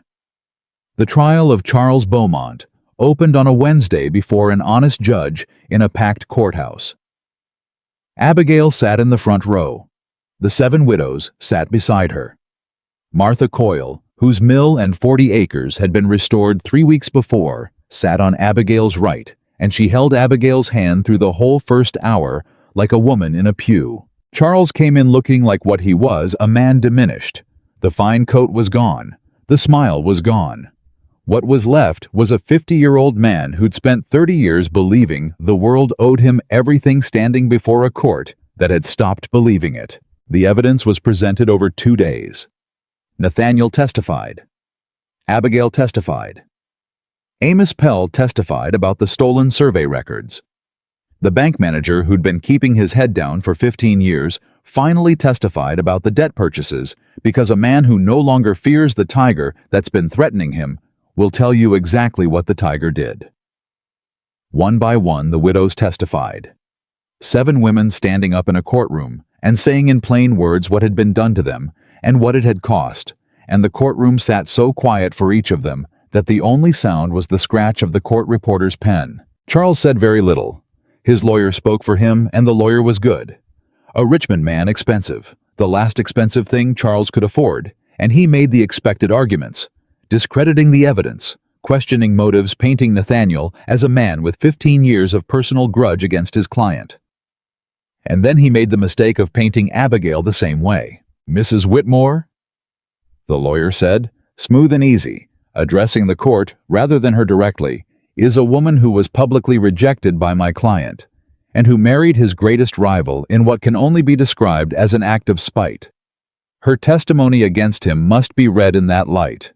A scorned woman." Counsel. Judge Harrington, the honest man from Richmond, did not raise his voice. "You will not use that language in my courtroom." "Your Honor, I'm merely pointing out. You're pointing out nothing but your own strategy, which I've seen before, and which this court doesn't find persuasive." The judge looked at the lawyer over his glasses. "A witness's motivations are relevant. Her gender in relation to her motivations is not. Move on." The lawyer moved on. But the damage was done in a direction he hadn't intended. The courtroom, which had come half curious and half entertained, shifted at that moment into something warmer and more decided. Because there is a particular kind of solidarity that rises in a room when a woman is dismissed in front of people who've watched her be anything but dismissible, and the Richmond lawyer had just called it up against himself. The jury deliberated for 4 hours. They came back with guilty on 12 of 14 counts. Charles Beaumont sat very still when the verdict was read, and Abigail watched his face and felt not triumph, not satisfaction, not the clean revenge she might have wanted once. What she felt was something quieter, the same feeling as watching a long piece of difficult arithmetic finally resolve itself into a clean number. It was right, that was all. It was simply finally right. Sentencing came a week later.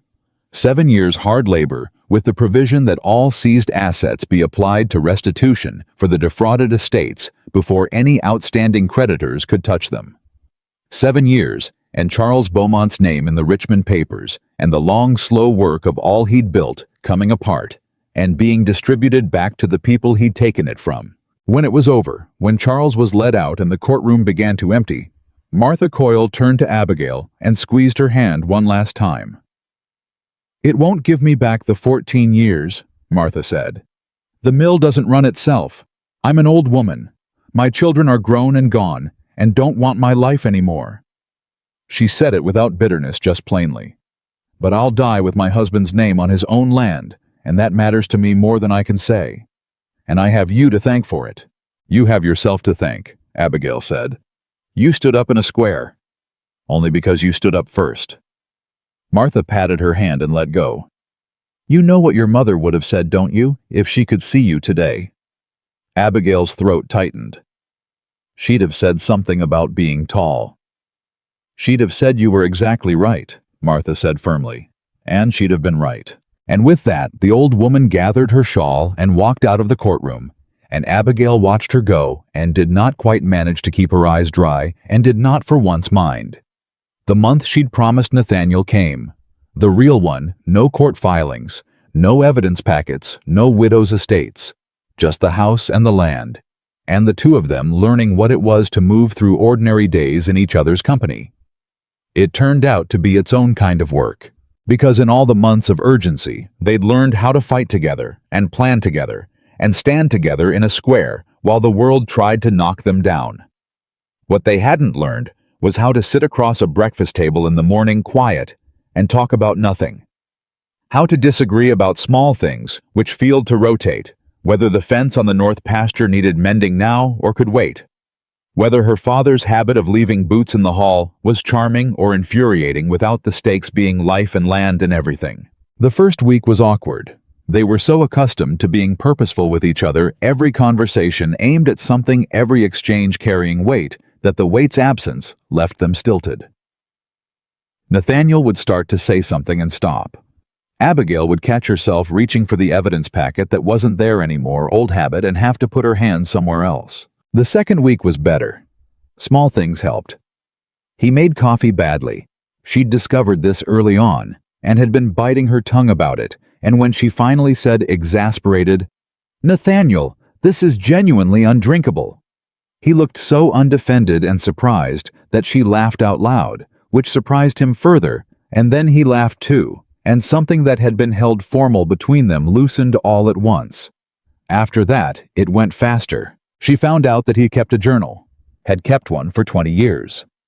She discovered it by accident, reached for what she thought was a record book, and opened it and shut it immediately. Not reading, but the knowledge of it changed something in her picture of him, the same way the barn had changed it. A cold man doesn't write things down in a journal. A cold man doesn't need to talk to himself on paper at the end of the day. A cold man has nothing inside worth putting down. And Nathaniel Whitmore, she understood finally and fully, was not cold. He was deep.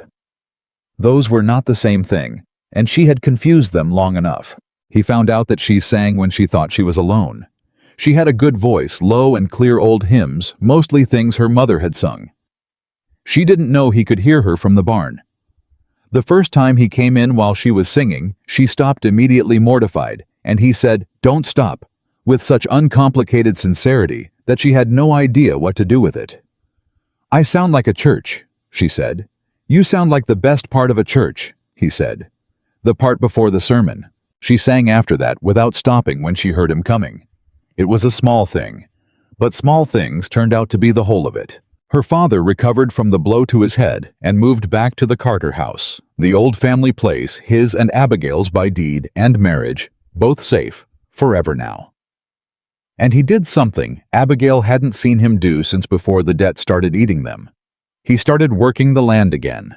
Not frantically, not desperately, not like a man trying to dig out from under, but steadily, the way a man works when the land belongs to him, and he knows it will tomorrow too. The first time she rode over and found him mending the east fence whistling, she had to sit on her horse for a moment and collect herself before she rode up to him. "Papa," she said when she'd managed it, "you look like yourself." He looked up and shaded his eyes. "I feel like myself. First time in 3 years." He set his tools down and came to the fence. "How are things at the Whitmore place?" "Good," she said. "Better than I expected?" "He's good to you." It wasn't a question. She answered it anyway. "He is." Ezra was quiet for a moment, turning a fence post in his hands. "I did you a great wrong," he said. "You know I know that. I traded you for debt relief, And I told myself it was for the family, and it was partly for the family, but it was also because I was afraid, and afraid men do things they dress up prettier than they are. He didn't look at her. You deserved a father who fought harder. You deserved a father who saw what that crossing was worth, and didn't let a snake in a fine coat maneuver him for 3 years. Papa, let me say it, Abby. I need to say it. He looked up. You saved this family, not me, not Whitmore, though God knows he did his share. You girl. In a dark library, with a survey in your sleeve. Every step that came after followed from the thing you did in that moment, which was decide that you had a choice, even when you'd been told you didn't, and take it and hold on to it. His voice cracked. Your mama always knew you were the tallest thing she'd grown. I should have known it sooner.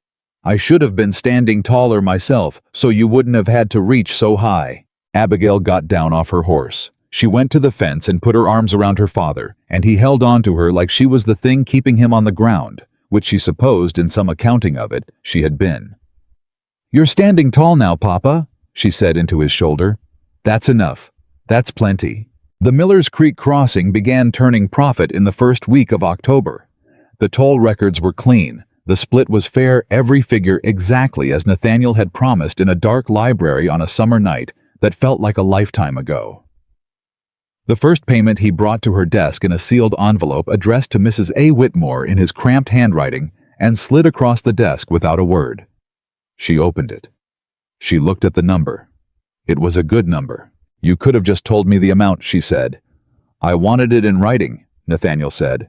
Same as everything between us, on paper, where neither of us can lie our way out of it. She looked up from the paper and found him watching her with that stillness of his, the deep kind, the not cold kind. And she remembered saying those words back to him that first night on paper, where neither of us can lie our way out of it, and hearing them given back to her now with the warmth of a man who'd been paying attention to every word she said from the very beginning. She thought about the month they'd been living, the coffee and the journal and the singing, the fence arguments and the breakfast silences that had gone from awkward to comfortable, the way he left one lamp burning in the study when he came to bed because he'd learned she sometimes came back down in the night to work, and he didn't want her in the dark. The way she'd started putting his coffee on stronger than she made her own, and he'd never mentioned noticing, which meant he'd noticed. All the sums, coming out clean. Nathaniel, she said. Abigail, he said. And the way he said her whole name, careful like it was worth taking time with, did what it always did to her breath. I told you I needed time, she said, to know the difference between love and relief. And I said, I'd tell you something when I knew. He went very still. The room went very still. I know the difference, she said. Relief is what I felt when the debts were paid. Relief is what I felt when the verdict came down. Relief is what I felt standing in this yard after Charles had the pistol, and then he didn't. Relief goes away when the danger goes away. She kept her eyes on his. What I feel about you doesn't go away when the danger goes away. It gets bigger in the quiet. It's bigger right now in this ordinary room on this ordinary morning, looking at a number in an envelope, than it was in any courtroom or crisis we've been through. And that's how I know it's not relief. A breath. I love you. I'm not relieved that you exist in the world. I love that you exist in the world. And I love you specifically. Nathaniel Whitmore. The journal and the bad coffee. And the way you listen, and the way you came into a doorway when I needed you. And the way you didn't need me to say thank you, because you already knew. I love all of it. I'm done waiting to be sure, because I'm sure, and I've been sure for 3 weeks, and I was only waiting because I'd promised myself I would not, because I actually needed to anymore. Nathaniel Whitmore crossed the study in 3 steps and kissed her, and she kissed him back, and neither of them was cold at all. When they broke apart, his forehead was against hers, and his hands were on either side of her face, and she could feel that his hands were for the first time since she'd known him shaking. Slightly. Almost imperceptibly. "You're shaking," she said, astonished. "I know," he said. "The coldest man in Virginia. The coldest man in Virginia has been in love with his wife for 4 months and just heard her say it back for the first time." He said, rough and honest and entirely unlike himself, entirely like himself. "I think I've earned a little shaking." She laughed. It came out of her full and unguarded, and that too was new laughing, without watching herself do it, laughing in a room with a man and not calculating the angle of it. He was smiling against her hair, and she stayed where she was, and the ordinary morning went on around them, and it was enough. It was the most it had ever been. But the thing Abigail hadn't prepared for the thing that came after the danger and the love and the good ordinary morning was Caroline. Specifically, it was Caroline 3 weeks later, coming to Abigail's study with her hands clasped and her chin at that too high angle that meant she was bracing for rejection and saying, "I want to work. Really work. Not earn my keep. I know what that means and I'm doing it. I mean actually work. On something that matters." Abigail set down her pen. "What do you mean?" "The widows," Caroline said. "You got 7 of them their estates back. But Nathaniel's evidence only covered this county, and Charles worked for 30 years, and there are women in other counties who lost things the same way, and nobody's looking for their cases." She sat down across from Abigail, unasked, which was itself a change. "I'm good with people. I know I used it badly. I spent 22 years learning to read rooms and charm people and make them feel seen, and I used it for the worst reasons. But the skill's real, even if the use was wrong. I could find those women. I could go to the neighboring counties, talk to people, find the cases that were never reported because the women were afraid, and bring them back to you and Nathaniel to build the evidence on." She met Abigail's eyes. "I know I don't deserve to be part of this. I know what I did in that ballroom, and I know it can't be undone. But I want to do something that matters, and I'm asking if you'll let me try." Abigail looked at her. This girl who had laughed at her, who had cost her the most public night of her life, who had come to her door with nothing and been let in, and had spent 3 weeks being quietly, steadily useful, without once asking for credit. She thought about what it meant to decide someone was worth trying for. Not forgiving, not yet, not entirely. There were things between them that would take years to settle if they ever did. But trying. The way she'd tried for her father. The way she'd tried for the county. The way Nathaniel had tried for his little sister. "You'll take no credit publicly," Abigail said. "Not yet. Not until we know you can do it and do it right." "I understand. You'll report everything to me and Nathaniel before you go anywhere. No private arrangements, no promises made on our behalf." "Understood.